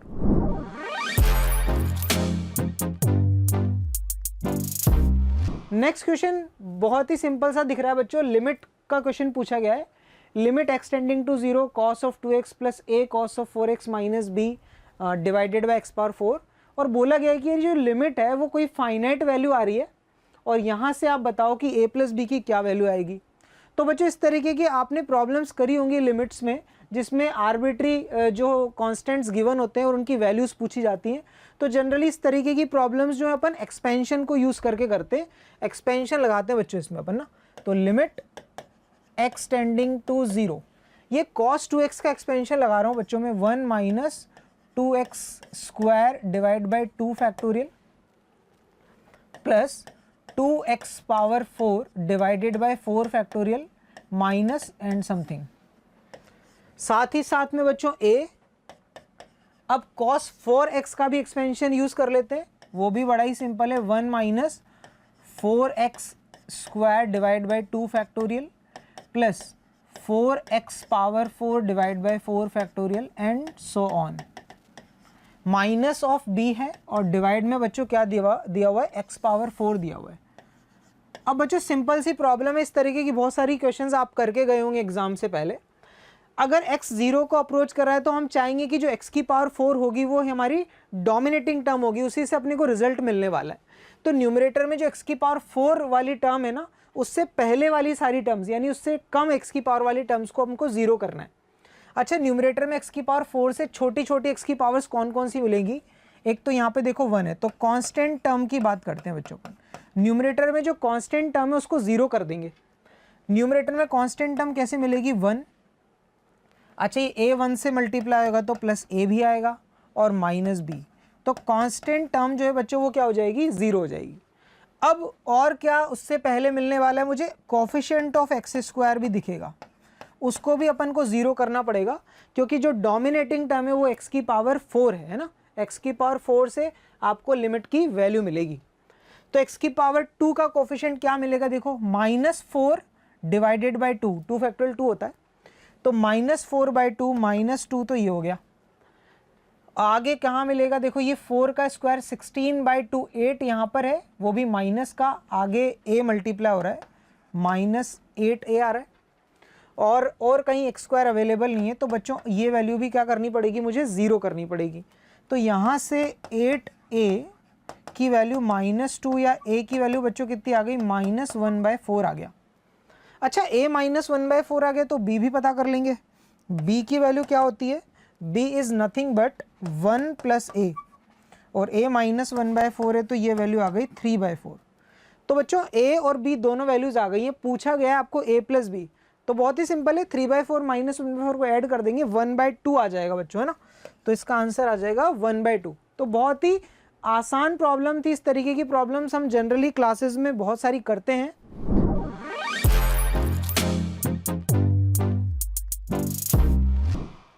बच्चों एक एंगल गिवन है थीटा, -7π/6 से 4π/3, और नंबर ऑफ सॉल्यूशन अपन को कोई ट्रिग्नोमेट्री इक्वेशन गिवन है उसका बताना है। देखो बहुत ही सिंपल है, कॉसेक थीटा में कोई क्वाड्रेटिक सी इक्वेशन बन रही है, इसको सिंप्लीफाई कर लेते हैं। कॉसेक थीटा को बच्चों थोड़ी देर के लिए अपन लेट से टी एज्यूम कर लेते हैं। तो जो क्वाड्रेटिक है वो क्या दिखती है हमें, √3 t², ये ब्रैकेट ओपन करते हैं बच्चों तो क्या दिखाई देगा, -2 √3 times t plus t, sorry 2t plus 2t -4 is equal to 0। बच्चों यहाँ से √3t कॉमन लिया मैंने, तो t -2 plus 2 times t -2 is equal to 0। यहाँ से √3t plus 2 and t -2 equal to 0। t की बच्चों दो वैल्यूज आपको मिल रही है, -2/√3 और t इज इक्वल टू 2। अच्छा t बच्चों क्या है, कॉसेक थीटा। हम साइन थीटा की बात करें तो रेसिप्रोकल कर देंगे, -√3/2 और साइन थीटा की वैल्यू बच्चों दूसरी क्या मिल रही है, 1/2। अब बड़ा ही सिंपल है, हमें यहाँ से ये पता करना है कि ऐसी कितनी थीटा की वैल्यूज़ है जो इस वाले रेंज में आने वाली है। ये रेंज कहाँ से कहाँ तक है बच्चों, -7π/6 से लेकर 4π/3 के बीच में आ रही है। तो बच्चों अपन चाहें तो इसको जनरल वे में लिख के यहाँ से थीटा की वैल्यूज़ चेक कर सकते हैं। Sine theta is equal to -√3/2 और दूसरी साइन थीटा की वैल्यू 1/2। बच्चों इस तरह से भी समझ सकते हैं अपन डायरेक्टली चाहें तो अपन को कॉस जो थीटा है वो -7π/6 से लेकर जाना है। -7π/6 बच्चों यहाँ कहीं आएगा, ये अपना एंगल अगर π/6 है तो ये आपका -7π/6 वाली पोजीशन, यानी -π से π/6 पीछे चले गए हम। यहाँ से मूव करके हमें कहाँ तक जाना है बच्चों, 4π/3 तक, यानी एक राउंड पूरा लगा लेंगे, यहाँ से पाई तक आ जाएगा और 4π/3 यानी ये वाली कोई पोजीशन है 4π/3। ये पूरा लूप इतना घूमना पड़ेगा। इस पूरे रीजन के अंदर हमें ये पता करना है कि साइन थीटा -√3/2 और साइन थीटा 1/2 कितनी बार होने वाला है। अच्छा साइन थीटा -√3/2 चाहिए मुझे, इस वाली पोजीशन पे बच्चों साइन थीटा की वैल्यू कितनी आएगी, -1/2। तो अपन पहले -√3/2 चेक कर लेते हैं। -√3/2 बच्चों एक तो अपन को कौन से वाले पोर्शन में मिलेगी, इस वाले पोर्शन में साइन थीटा की वैल्यू -√3/2 मिलेगी। कितनी कहाँ पर मिलेगी वो, यहाँ पे आपका थीटा जो आएगा इस वाली कंडीशन में जो थीटा आ जाएगा वो आ जाएगा कितना, -π में क्या ऐड करना पड़ेगा बच्चों हमें, π/3 ऐड करना पड़ेगा। तो -π प्लस π/3, एक एंगल तो ये वाला हो जाएगा। अच्छा बच्चों जो अपन फोर्थ क्वाड्रेंट में चले जाएंगे वहाँ पे है ना, इस वाले पोर्शन में भी साइन थीटा की वैल्यू हमें कितनी मिलने वाली है, -√3/2 मिलेगी। वो कहाँ मिलेगी, -π/3 पर मिलेगी। उसके बाद हम आगे चले जाएंगे तो फर्स्ट क्वाड्रेंट में और सेकंड क्वाड्रेंट में कोई वैल्यू नहीं मिलने वाली, और अपन 0 से 4π/3 तक फिर से जाएंगे तो वापस से हमें 4π/3 पर साइन थीटा की वैल्यू -√3/2 बच्चों मिल जाएगी। देखो ये चीज़ अभी तो अपन छोटा वाला लूप है इसलिए डायरेक्टली लिख पा रहे हैं। अगर बड़ी रेंज होगी थीटा की तो अपन जनरलाइज वे में लिख सकते हैं कि अगर sine theta is equal to sine alpha तो theta is equal to nπ plus -1 power n alpha की फॉर्म में। अच्छा अभी अपन बात करें बच्चों साइन थीटा 1/2 कितनी बार होने वाला है, तो साइन थीटा 1/2 की वैल्यूज देखते हैं बच्चों। यहाँ से स्टार्ट कर रहे हैं, इस वाली पोजीशन पे साइन थीटा की वैल्यू 1/2 होती है फर्स्ट सेकंड क्वाड्रेंट में, तो थीटा एक तो आपको -7π/6 ही मिल जाएगा है ना। अच्छा उसके बाद में 1/2 यहाँ तो होगा नहीं, ये तो नेगेटिव थर्ड क्वाड्रेंट है, साइन थीटा नेगेटिव होगा, फोर्थ में भी नहीं होगा। अगर फर्स्ट में चले जाएंगे तो ये आपको कहाँ पर मिलेगा, π/6 पे। और फिर उसके बाद हम आगे और बढ़ रहे हैं, वापस से सेकंड क्वाड्रेंट पूरा कवर कर रहे हैं, तो अपने को कहाँ मिलेगा, π - π/6 यानी 5π/6 पर मिलेगा। उसके आगे भी बच्चों अपन जा रहे हैं, लेकिन आगे हम कहाँ तक जा रहे हैं, 4π/3 तक जा रहे हैं। वो वैल्यू कितनी आती है, यहाँ पे साइन की वैल्यू नेगेटिव होगी तो 1/2 वहाँ मिलेगा नहीं। ओवरऑल 1 2 3 4 5 6 वैल्यूज़ बच्चों मिल रही है। तो ओवरऑल इस इक्वेशन का कितने सॉल्यूशंस हो जाएंगे बच्चों, 6 सॉल्यूशंस हो जाएंगे।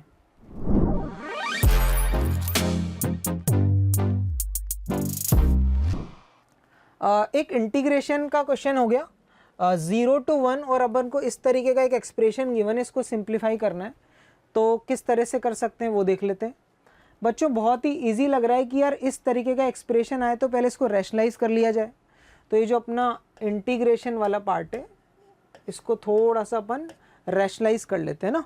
अगर ये root of a plus root b denominator में दिख रहा है, तो root a minus root b से मल्टीप्लाई डिवाइड करते हैं।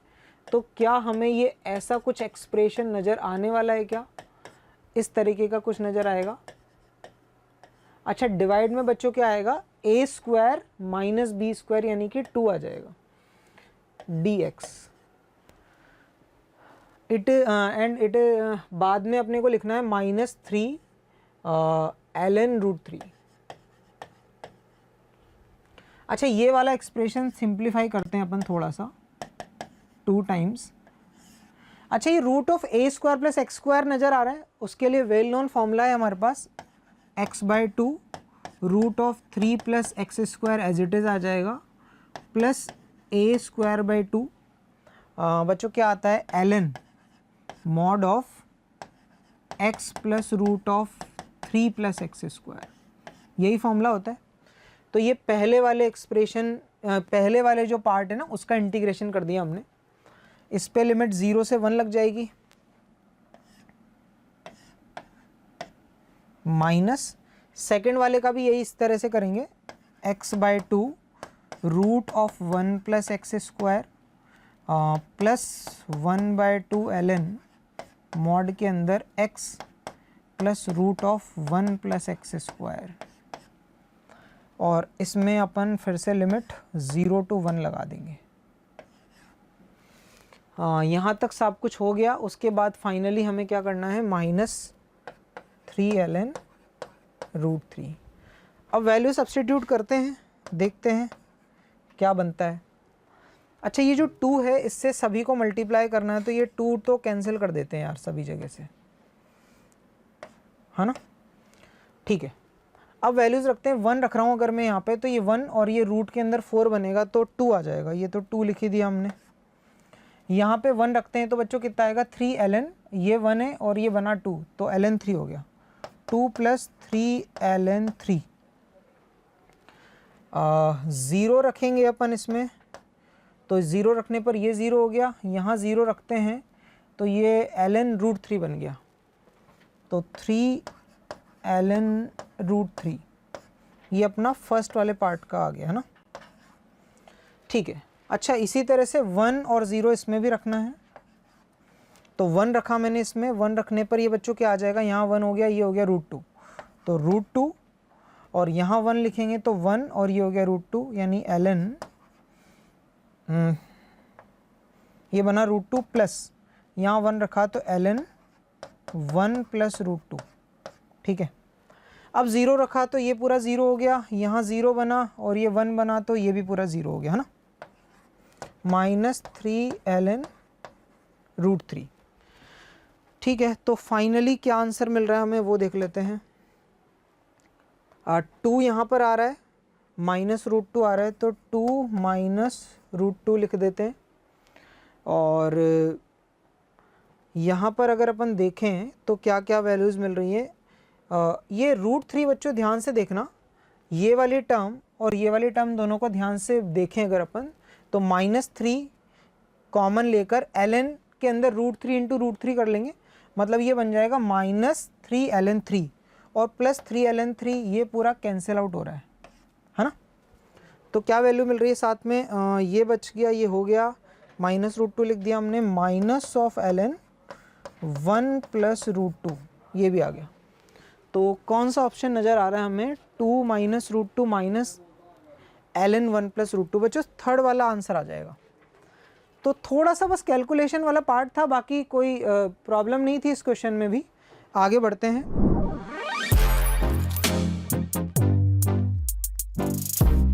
17 question, the number of ways in which the letters A, B, C, D, E can be placed in the 8 boxes of the figure below so that no row remain empty and most one letter can be placed in a box। तो बच्चों इस तरीके की problems आपने ज़रूर करी होंगी अपनी प्रिपरेशन के दौरान। इस तरीके की कई सारी प्रॉब्लम्स हमें क्लास में भी करवाई जाती हैं। तो बच्चों क्या है, ओवरऑल हमारे पास 1 2 3 4 5 जो है लेटर्स है, डिस्टिंक्ट लेटर्स हैं, उनको इन 8 बॉक्सेस में इस तरह से रखना है कि कोई भी बॉक्स जो है, कोई भी रो जो है वो एम्प्टी ना हो, और किसी एक बॉक्स में ज़्यादा से ज़्यादा एक ही एलिमेंट या एक ही लेटर को आप रखना चाहते हो। तो ओवरऑल यार मेरे पास 1 2 3 4 5 6 7 8 बॉक्सेस हैं, और मेरे को जगह कितनी, मेरे को भरने कितने, 5 भरने हैं। तो 8C5 कर लेते हैं। लेकिन यार इसमें एक समस्या है, अगर कोई रो खाली रह गई होगी तो थोड़ी प्रॉब्लम है। अच्छा, ऐसा भी हो सकता है कि जब आपने 8C5 लिखा हो तो आपकी रो पूरी 1 खाली रह गई हो और 5 एलिमेंट इन्हीं 5 जगह पे फिल हो गए हो, है ना। तो बच्चों एक काम करते हैं, इसमें से वो वाले केसेस माइनस कर रहे हैं जब कोई भी रो खाली हो गई होगी। मान लो रो 1 खाली रह गई, तो इसका मतलब आपने इस 5 एलिमेंट इन बाकी 5 एलिमेंट्स की जगह ही 5 प्लेसेस पे ही भर दिए, यानी 5C5। अच्छा, क्या रो 2 भी किसी तरह से खाली रह सकती है क्या? बिल्कुल। अगर ये खाली रखना चाहते हो तो 5 प्लेस आपको इन 5 में से ही कोई 5 सेलेक्ट करने पड़ेंगे। कौन कौन से 5? पहली रो के और थर्ड वाली रो के। तो इन 5 में से ही कोई 5 आपने सेलेक्ट किए होंगे। अच्छा, क्या थर्ड वाली रो भी खाली हो सकती है? बिल्कुल हो सकती है। अगर इन 6 में से ही कोई 5 आपने फिल कर दिए हों, यानी 6C5। तो बच्चों ये वो सारे तरीके हैं जब इन 8 बॉक्स में से 5 बॉक्स सेलेक्ट किए जा सकते हैं जहां कोई भी रो खाली ना रहे। अब मेरे को उन बॉक्स को सेलेक्ट करके वहां पे A, B, C, D, E 5 distinct letters को अरेंज भी तो करना है। तो लेट से आपने कोई भी 5 प्लेसेस सेलेक्ट किए होंगे, तो इन 5 डिफरेंट प्लेसेस पे 5 डिफरेंट लेटर्स को बच्चों अरेंज करने के तरीके आपको क्या करने पड़ेंगे? 5 फैक्टोरियल लिखना पड़ेगा। तो इस पूरे रिजल्ट को 5 फैक्टोरियल से हम मल्टीप्लाई कर लेंगे। अब करना कुछ भी नहीं है, इसको सिंप्लीफाई करना है। ये 8C5 बच्चों 8C3 होता है। 8C3 का मतलब हो गया 8 × 7 × 6 डिवाइड बाय 3 फैक्टोरियल, माइनस बच्चों ये क्या क्या वैल्यूज़ हैं, 1 + 1 प्लस ये वाली वैल्यू क्या हो गई 6, और इसको ओवरऑल मल्टीप्लाई कर देंगे हम 120 से। तो ये 6 कैंसिल हो गया। 56 में से हम 6 माइनस करेंगे तो 50 आ जाएगा, 2 और माइनस करना पड़ेगा, 48 आ जाएगा। 48 मल्टीप्लाई बाय 120, तो 48 मल्टीप्लाई बाय 120 करते हैं तो बच्चों अपन को आंसर इसका मिल जाएगा कितना? 5760। तो बहुत ही इजी प्रॉब्लम थी बच्चों ये।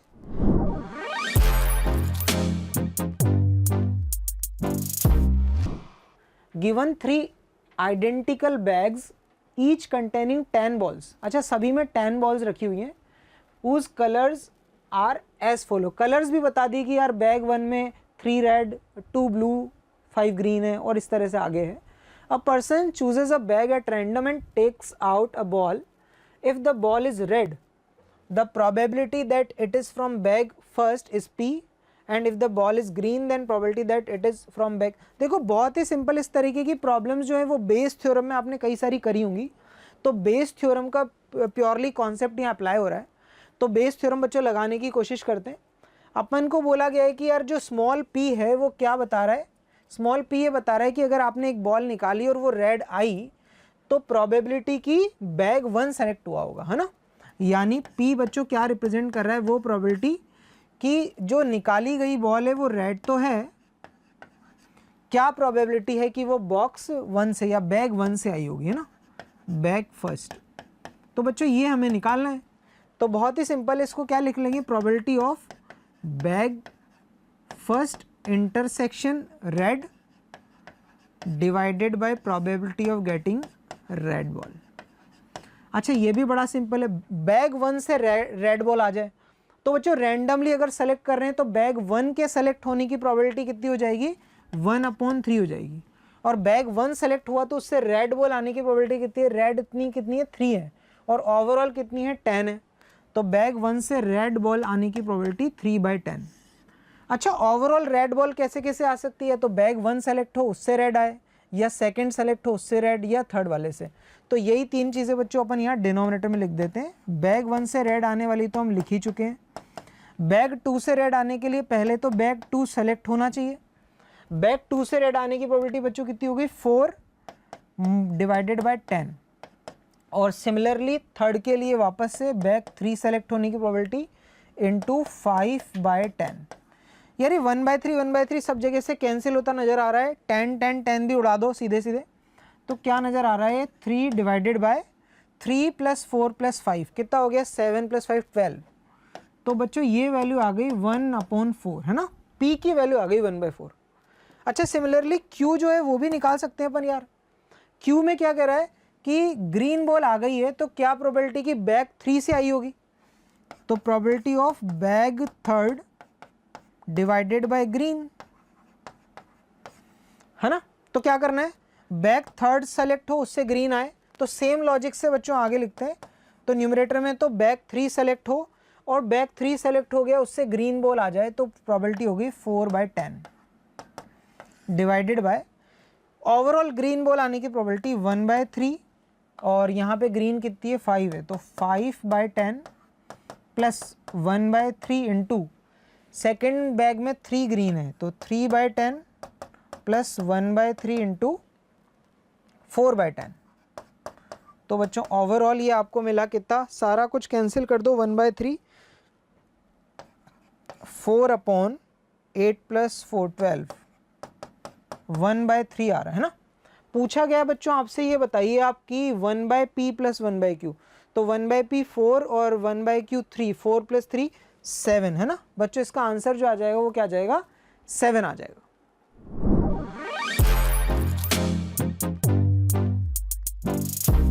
नेक्स्ट क्वेश्चन में बोला है let the area of triangle formed by straight line L with coordinate axis भी 48 है ना। कोई लाइन ने कोऑर्डिनेट एक्सिस के साथ ये ट्राइंगल बनाया, उसका एरिया पता है।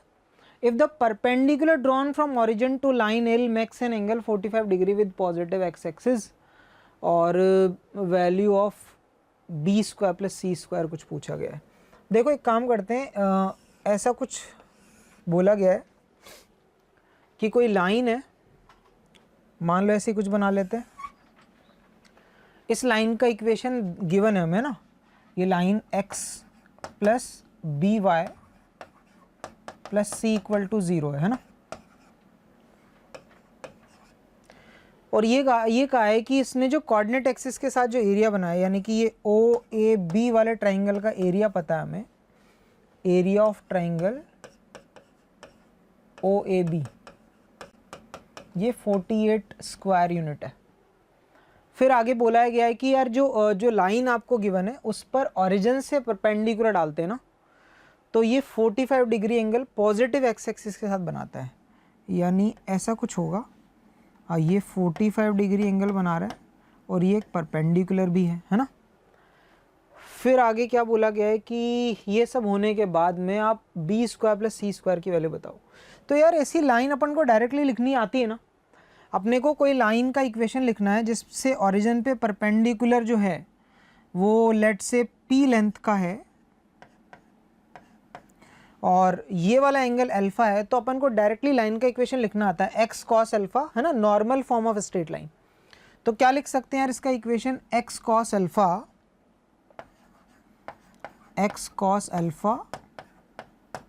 Plus y sin alpha, x cos alpha plus y sin alpha is equal to कितना आ जाएगा, p है ना।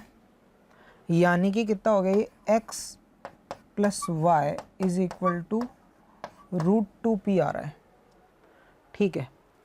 और साथ में क्या पता है यार, एरिया तक जाना है, इस ट्राइंगल के एरिया तक जाना है। ये देखो 90 डिग्री है, ये 45 है, तो यार ये वाला एंगल भी तो 45 ही होगा ना। ये दोनों एंगल 45 है, अगर ये लेंथ P है तो यहाँ से यहाँ तक की लेंथ भी P ही होगी। और फिर इस ट्राइंगल में देखें, यहाँ 90 है, ये 45 है, तो फिर इधर भी 45 हुआ, ये वाला एंगल भी 45 हुआ, है ना। तो ये वाली लेंथ यहाँ से यहाँ तक की भी P ही रहने वाली है। तो यार ये जो एरिया है इसको हम कैसे लिख सकते हैं, इसको लिख सकते हैं हाफ बेस। बेस कितना है, P plus P, 2P into height यानी P, ये 48 आ रहा है।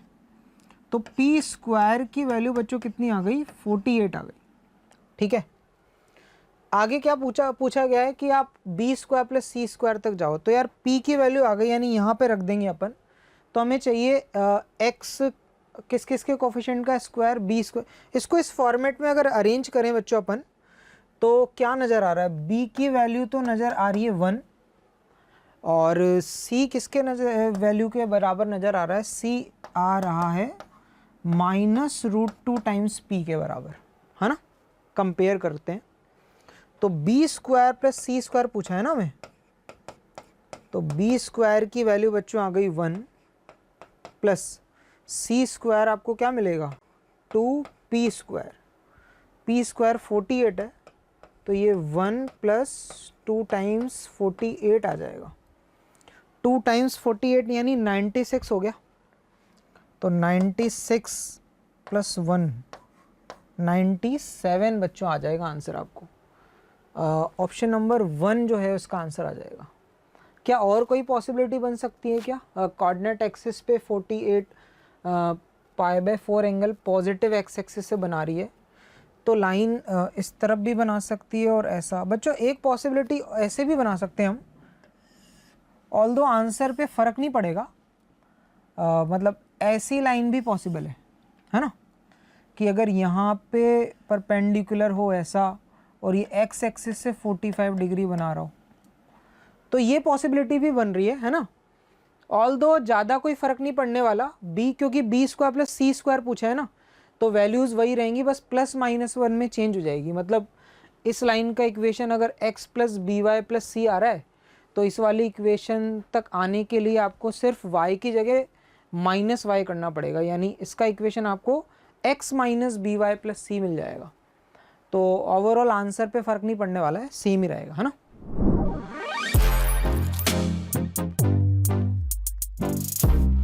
The image of point P103 in the line joining the points A and B is Q।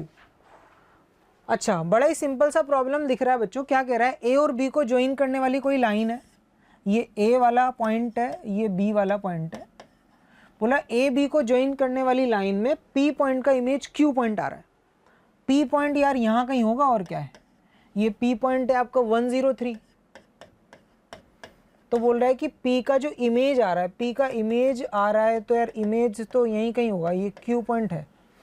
इसको उसने बता दिया क्या है, अल्फा बीटा गामा। तो बस अल्फा बीटा गामा तक ही तो जाना है, बड़ा सिंपल है यार। इस वाली लाइन का इक्वेशन तो डायरेक्टली लिख सकते हैं हम।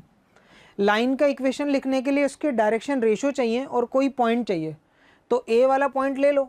अच्छा, इसके डायरेक्शन रेशो कैसे निकालेंगे, A में से B माइनस कर दो, या फिर B वाले वर्टेक्स में से A वाला माइनस कर लो, जिस तरह से चाहें। तो मैं लाइन L का इक्वेशन डायरेक्टली लिखना चाहूँ तो क्या लिखूंगा, x माइनस, अच्छा A वाला ही पॉइंट एज्यूम कर लेते हैं न्यूमरेटर में ना, तो x माइनस 4 डिवाइडेड बाय क्या लिखें बच्चों, अपन लिख लेते हैं 4 माइनस 3, है ना, तो 1 is equal to y minus 7 divided by क्या लिखेंगे, 7 माइनस 5, और क्या लिखेंगे x minus z minus 1 divided by 1 minus 3।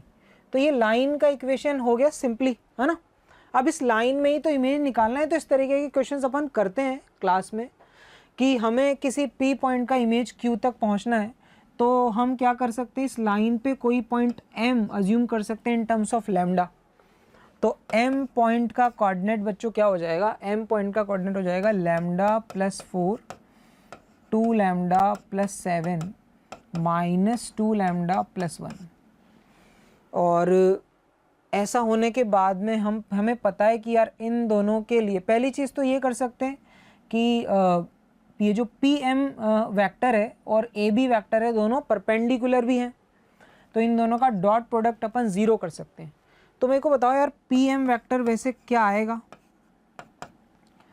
P M vector यानी एम में से पी वाला पॉइंट माइनस कर लेते हैं, तो ये आएगा यार लैम्डा प्लस 3 आई कैप प्लस 2 लैम्डा प्लस 7 में से 0 माइनस करेंगे तो 2 लैम्डा प्लस 7 जे कैप और दिस -3, तो ये आपको मिलेगा -2 लैम्डा -2 के कैप, या सिंपली डी आर्स लिख लो, एक ही बात है ना। इसका डॉट प्रोडक्ट ए बी वाले वेक्टर्स के साथ करना है। ए बी वाला वेक्टर बच्चों क्या है 1 2 -2, तो 1 2 -2 यानी आई कैप 2 जे कैप -2 के कैप और इस वेक्टर का डॉट प्रोडक्ट 0 होना चाहिए। तो वो कर देते हैं 1 इंटू लैम्डा प्लस 3, 2 के साथ इसको मल्टीप्लाई कर दो 2 टाइम्स 2 लैम्डा प्लस 7 और -2 इंटू दिस, तो ये बच्चों कितना हो जाएगा -2 इंटू ये प्लस कर देते हैं 2 लैम्डा प्लस 2, इसको 0 करो। क्या कोई अच्छी सी वैल्यू आ रही है? देखो लैम्डा 2 2 ज़ा 4, 2 2 ज़ा 4, 4 + 4 8 9 लैम्डा और ये कितना आ गया 3 + 14 + 4, 14 + 4 18 + 3 21, तो लैम्डा की वैल्यू -21/9 या कि -7/3 आ रही है ना। अच्छा लैम्डा आ गया तो क्या हमें पी पॉइंट एम पॉइंट मिल गया क्या? बिल्कुल मिल गया। और क्यू पॉइंट चाहिए, तो क्यू पॉइंट हम लिख सकते हैं। अच्छा एम पॉइंट पी और क्यू का मिड पॉइंट हो गया, तो अगर क्यू लिखना है तो एम वाले वर्टेक्स जो एम के कोऑर्डिनेट्स हैं उनका डबल करके पी माइनस कर लो, तो डायरेक्टली हम लिख सकते हैं क्यू वाले पॉइंट का कोऑर्डिनेट, इसका डबल करके 1 माइनस कर लेंगे, तो 2 लैम्डा प्लस 8 बनेगा, उसमें से 1 माइनस किया तो 7, फिर इसका डबल किया तो 4 लैम्डा प्लस 14 -0 तो 14 ही हो जाएगा और कॉमा इसका डबल यानी -4 लैम्डा प्लस 2 -3 तो -1। ये क्यू पॉइंट आ गया, यही अल्फा बीटा गामा है, तो तीनों का सम करना है मुझे, है ना। Alpha plus beta plus gamma ही पूछा है ना, तो यहाँ से अगर alpha plus beta plus gamma बताएं, तीनों का सम करें, तो ये दोनों तो कैंसिल आउट हो गए, बचा कितना यार 2 लैम्डा और कितना है ये 14 + 7 21 -1 यानी +20, तो ये मुझे मिलेगा 2 लैम्डा यानी कि माइनस का 14/3 + 20, तो 20 × 3 60, 60 - 14 करेंगे तो ये आ जाएगा 46/3, है ना। 60 - 14 कर देंगे तो 46/3 यानी ऑप्शन नंबर 3 आंसर आ जाएगा, है ना। तो बच्चों इस तरीके की प्रॉब्लम्स भी मैंने करी होती हैं, थोड़ा बहुत कैलकुलेशन है पर इसमें इतनी ज़्यादा कोई टफ कैलकुलेशन भी नहीं है।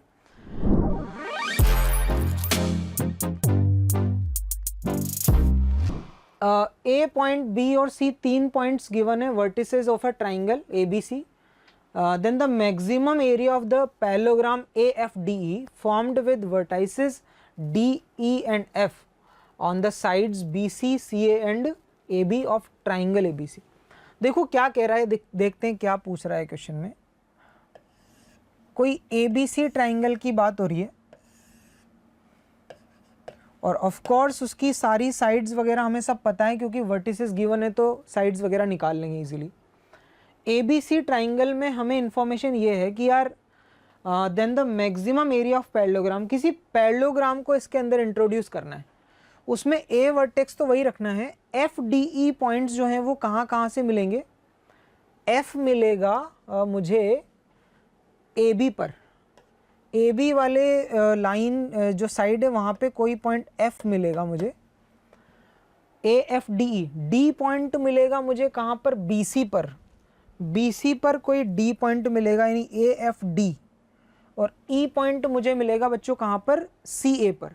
तो ऐसा कुछ कहानी चल रही है, ऐसा टाइप का कुछ पैरेललोग्राम बन रहा है, ए एफ डी ई, है ना। यानी ये दोनों पैरेलल हो गई और ये दोनों साइड्स भी पैरेलल हो गई आपस में। पूछा जा रहा है कि यार जो पैरेललोग्राम बन रहा है इसका मैक्सिमम एरिया बताओ आप कितना हो सकता है। इसके मैक्सिमम एरिया तक जाना है तो क्या करें, देखो ये सी वाला वर्टेक्स है, इसके सामने वाली साइड, ये जो साइड की लेंथ है इसको अपन ना स्मॉल सी बोल देते हैं, और बी वाले वर्टेक्स के सामने वाली जो साइड है बच्चों इसको अपन स्मॉल बी बोल देते हैं, ठीक है। बच्चों ध्यान से एक चीज़ देखें अपन, क्या आपको ये बी डी एफ ये वाला ट्रायंगल और बी सी ए वाला ट्रायंगल दोनों सिमिलर ट्रायंगल नज़र आ रहे हैं? मतलब हम बात कर रहे हैं triangle B D F is similar to triangle B C A. अच्छा कैसे सिमिलर, कैसे इक्वल हैं दोनों, कैसे सिमिलर है, क्योंकि ये वाली साइड बच्चों इसके पैरेलल हो गई और ये वाली साइड तो दोनों की कॉमन ही है ना, तो वो तो पैरेलल होगी। तो अगर इस ट्रायंगल की बात करें तो इन दोनों ट्रायंगल में दो साइड्स पैरेलल हो गई, है ना, और थर्ड दोनों की कॉमन हो गई। तो इसका मतलब दोनों ट्रायंगल कैसे हैं, सिमिलर ट्रायंगल है। ये दोनों के बीच का एंगल जो है वो भी सेम ही होगा, है ना। अगर ये दोनों सिमिलर ट्रायंगल हैं, या डायरेक्टली ऐसा ही बोल सकते हैं, अगर इस ट्रायंगल में बेस के पैरेलल कोई लाइन अपन ने ड्रॉ करी है तो ये दोनों ट्रायंगल ऑब्वियसली सिमिलर रहने वाले हैं, चाहे जैसा बोल सकते हैं हम। अब इन दो ट्रायंगल पे फोकस करें, अगर ये लेंथ b है तो ये वाली लेंथ भी b के ही प्रोपोर्शन में अपन चाहें तो bx बोल सकते हैं, और ये बड़े ट्रायंगल की लेंथ c है तो ये लेंथ को हम बच्चों क्या बोल सकते हैं, यहाँ से यहाँ तक की लेंथ को हम cx बोल सकते हैं। बात समझ में आ गई सभी को, ताकि cx divided by c is equal to bx divided by b मिल जाए, है ना, सेम होगा, साइड्स का रेशो सेम होगा। ये सब कुछ आने के बाद में हमें बच्चों इस पैरेललोग्राम के एरिया तक जाना है। पैरेललोग्राम के एरिया के लिए हम क्या कर सकते हैं वो देखते हैं। एरिया ऑफ पैरेललोग्राम किसकी बात हो रही है, AFDE। पैरेललोग्राम का एरिया बच्चों हम क्या लिख सकते हैं, उसकी दो कॉन्जिक्यूटिव साइड्स का प्रोडक्ट और उनके बीच का जो भी एंगल है उसका साइन थीटा। तो क्या हम इसको लिख सकते हैं यार, AF into AE sine theta या साइन A, है ना, ट्राइंगल का A वाला एंगल। अच्छा AF लिखना है मुझे, उसमें से C ऑलरेडी ये है, CX इतना है, तो AF की वैल्यू आपकी आ जाएगी C माइनस CX, और AF और साथ में बच्चों ये AF के बाद AE लिखा हुआ है। अच्छा AE की लेंथ कितनी आएगी, AE को तो BX ही बोल सकते हैं हम डायरेक्टली। अब इसमें क्या क्या फिक्स्ड है और क्या क्या वेरी कर रहा है, देखो स्मॉल b c और साइन है तो फिक्स है ना, क्योंकि बड़ा ट्राइंगल फिक्स है ना, उसके वर्टाइसेस दे रखे हैं तो साइड्स फिक्स है, उनके बीच में एंगल जो बनेंगे वो भी फिक्स हो गया। तो बेसिकली यार ये अपने को 1 minus x into b c sine a नज़र आ रहा है ना।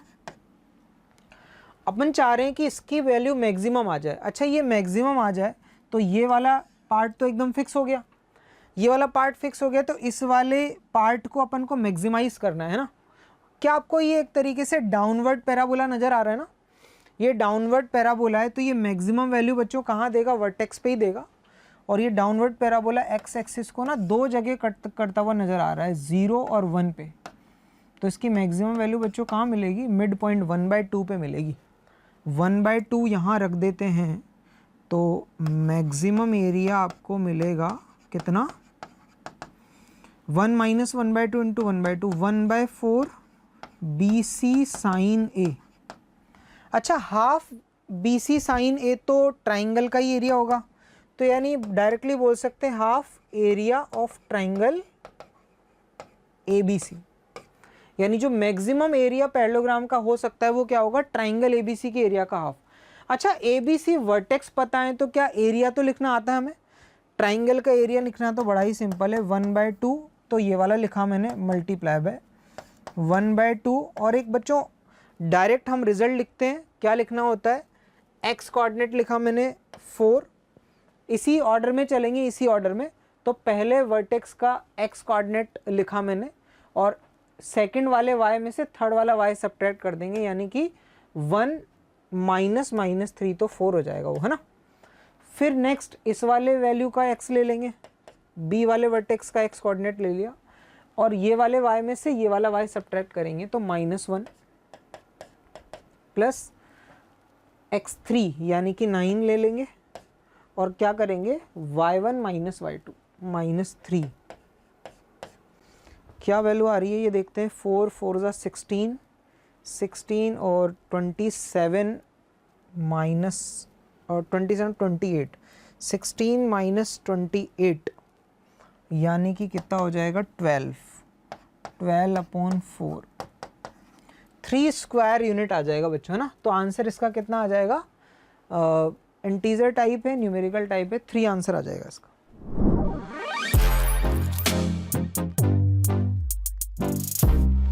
आगे बढ़ते हैं। If the set of all a belongs to r minus 1 for which roots of equation this are positive.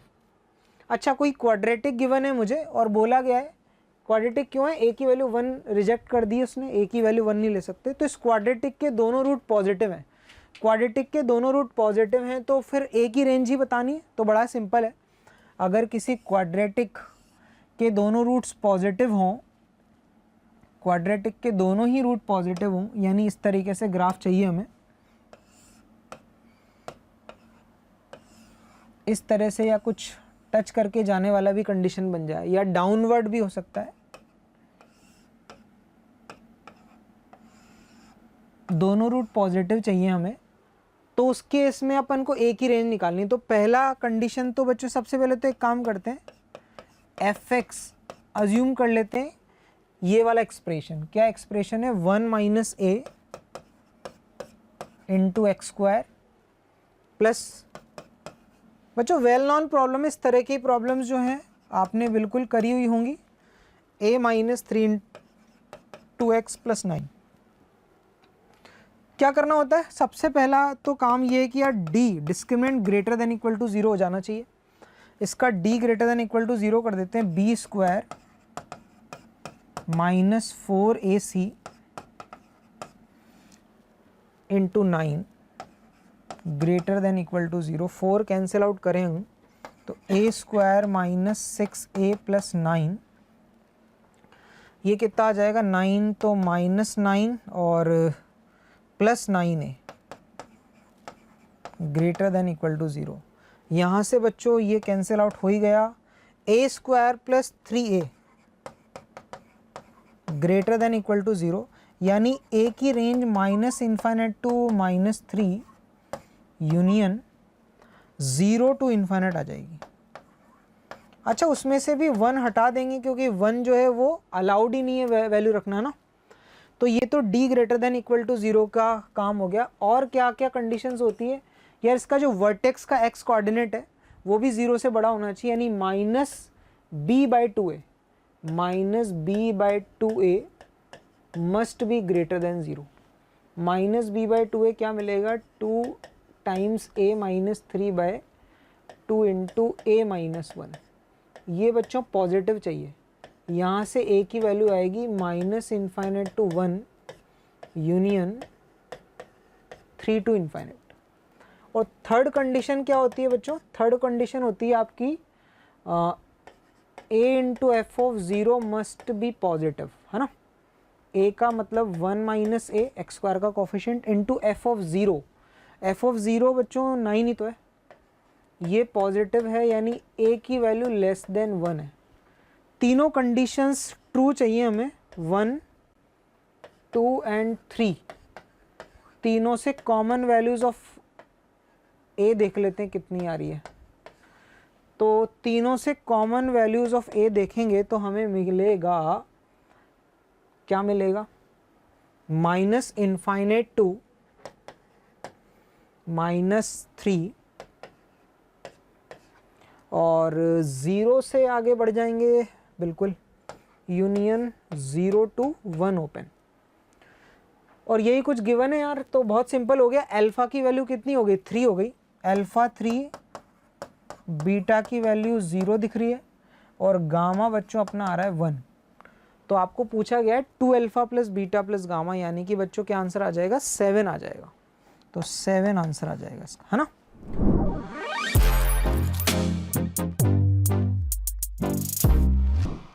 The sum of the first 10 terms of the series, एक series है उसकी 10 टर्म्स का सम m/n है, और greatest common divisor यानी basically m और n को अपन को को प्राइम रखना है, m + n बता दो।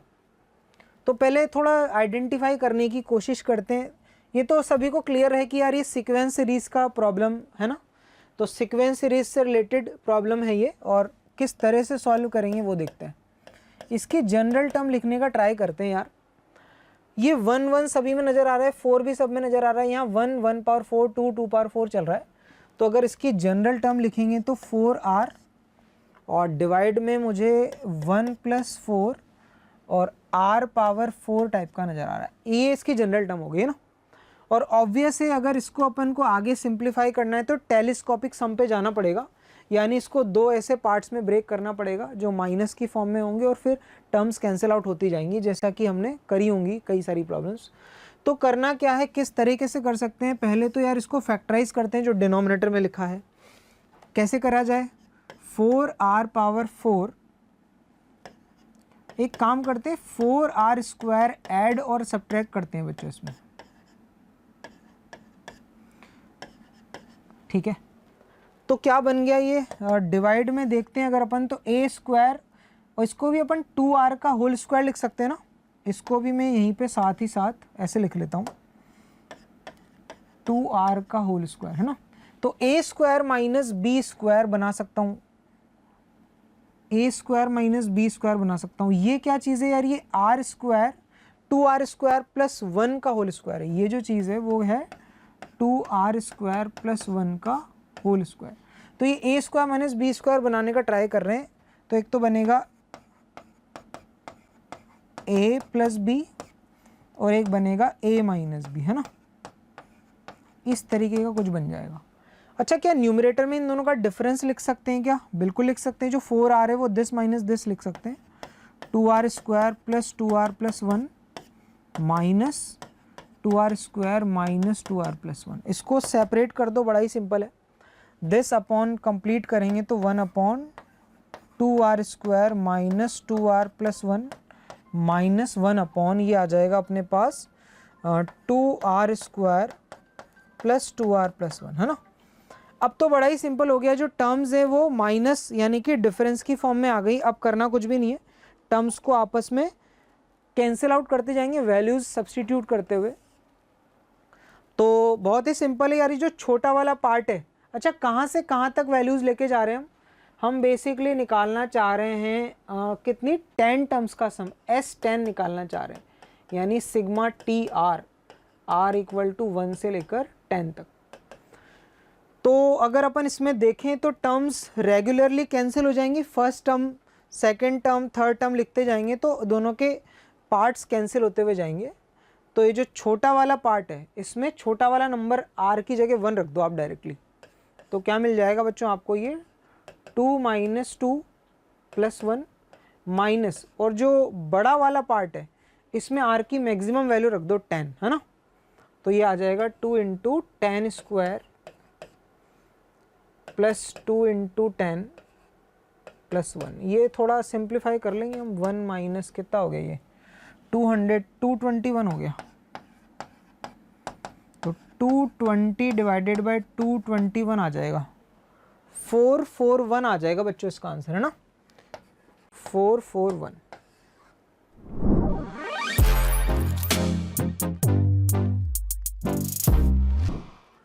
बोल रहा है let y = yx be the solution of differential equation.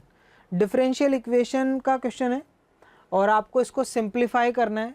समझ गए होंगे देख के आप कि यार ये तो लीनियर डिफरेंशियल इक्वेशन नज़र आ रही है ना। ये पूरा हिस्सा है जो px का काम कर रहा है 2 × sec² x, है ना, और ये पूरा qx हो गया। तो सबसे पहला काम आप इंटीग्रेटिंग फैक्टर ही निकाल लो, I F, e power integration of क्या लिखोगे 2 sec स्क्वायर एक्स। तो यार ये 10x हो गया इसका इंटीग्रेशन, तो ई पावर कितना आ गया 2 10x। अब क्या करना है, अब तो रिजल्ट ही लिख दो सीधा यार, क्या होता है yx इंटू जो आपका इंटीग्रेटिंग फैक्टर है यानी e power 2 10x is equal to क्या करना होगा, this multiply by integrating factor यानी 2 sec square x plus 3 10x into sec square x. अच्छा एक काम करते हैं ना, sec स्क्वायर भी कॉमन ले लेते हैं ना यार, सीधा इसको ऐसा लिख रहे हैं 2 plus 3 10x into e power 2 10x into sec square x. ठीक है, अब इसको इंटीग्रेट करना है तो क्लियरली सभी को नज़र आ रहा होगा 10x को t एज्यूम कर लीजिए आप, तो sec square x D x D T हो जाएगा।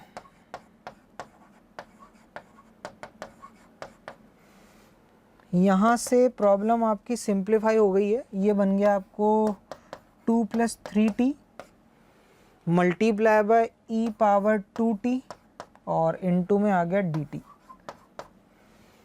बाय पार्ट लगा सकते हैं यहाँ पे, किस तरह से करेंगे, इसको हम डिफरेंशिएट कर लेते हैं, इसको इंटीग्रेट कर देते हैं, तो क्या हो जाएगा 2 plus 3t as it is लिखा, ई पावर 2t का इंटीग्रेशन आपका हो गया ई पावर 2t बाई 2 माइनस इसका डिफरेंशिएशन क्या होता है यार 3 आएगा, फिर ई की पावर 2t बाई 2 आएगा और फिर से dt हो जाएगा।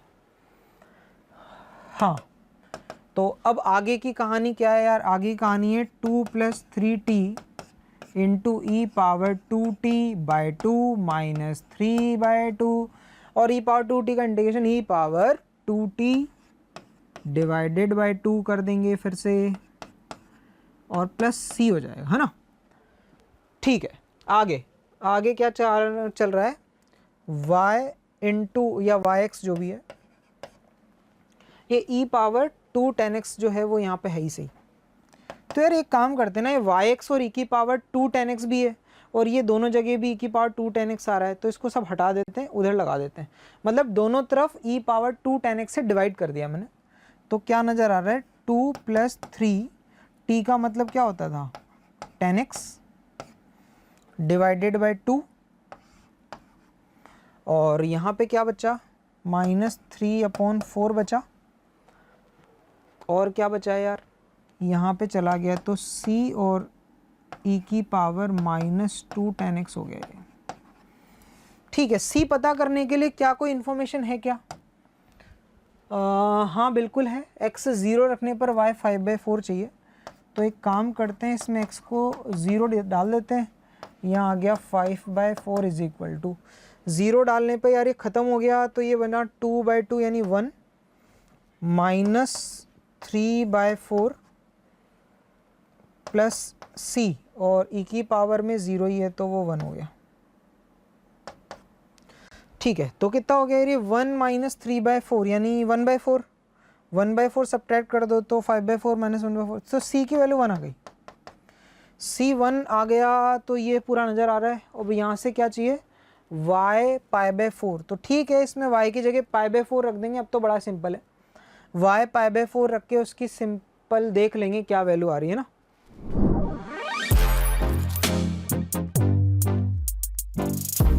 नेक्स्ट क्वेश्चन क्या है, y is equal to cos of π/3 plus cos inverse x/2 और इसमें मुझे ये वैल्यू सब बतानी है कि क्या आएगी। ठीक है यार, क्या अप्रोच लगाएं, कैसे कर सकते हैं, cos of a plus B का फॉर्मूला लगाने का मन कर रहा है, तो y इज इक्वल टू क्या लिखें cos π/3 cos a cos b cos of cos inverse x/2 cos a cos b minus sine a sine b ना, माइनस है sine π/3 into sine of cos inverse x/2। ठीक है। हाँ, आगे बढ़ें अगर इसमें तो क्या होगा कहानी, ये cos π/3 की वैल्यू तो यार 1/2 हो जाएगी। cos of cos inverse t तो t ही रहता है,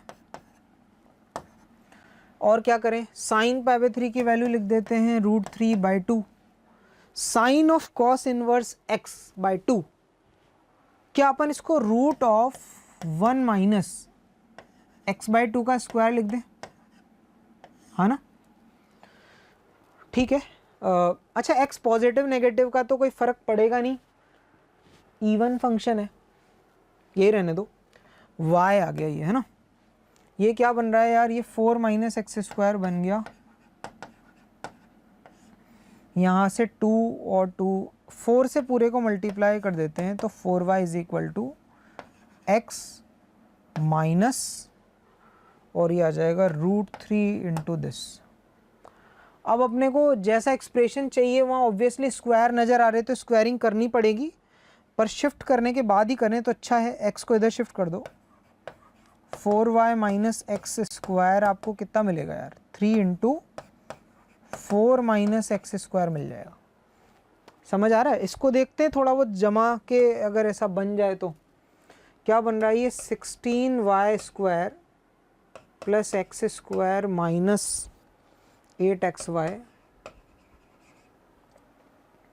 is equal to 12 minus 3x square.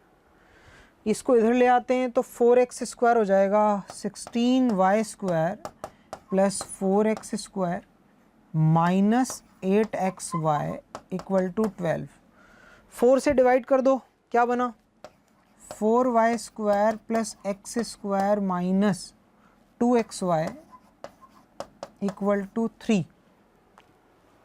क्या कुछ वैसा बन रहा है क्या? यहाँ से एक y स्क्वायर निकाल के इन दोनों के साथ रखते हैं तो क्या बनेगा, 3y स्क्वायर बचेगा, और y square plus x square minus 2xy आपका y माइनस एक्स बोल दो या x माइनस वाई का स्क्वायर बन जाएगा, और ये इज इक्वल टू अपने को मिल जाएगा कितना, 3। तो बच्चों इसका आंसर क्या आ जाएगा, 3। तो बच्चों इस तरह से अपन ने सारे क्वेश्चंस जो है वो डिस्कस किए, और देख के लग रहा है कि ये जो सारी प्रॉब्लम्स अपन ने डिस्कस करी वो वही प्रॉब्लम्स है जो अपन जनरली क्लासरूम्स में पढ़ते हैं, जो अपने मॉड्यूल्स है उसमें आसानी से अपन को सारी प्रॉब्लम्स इस तरह से सिमिलर प्रॉब्लम्स मिलती हैं। तो ज़्यादा डिफ़िकल्ट नहीं कहेंगे, पर हाँ अगर अपन ने रेगुलर पढ़ाई करी है, मॉड्यूल्स वगैरह सॉल्व करें, क्लास नोट्स प्रिपेयर करें ढंग से, तो ये पेपर हमारे लिए बहुत ही आसान रहने वाला था। Thank you.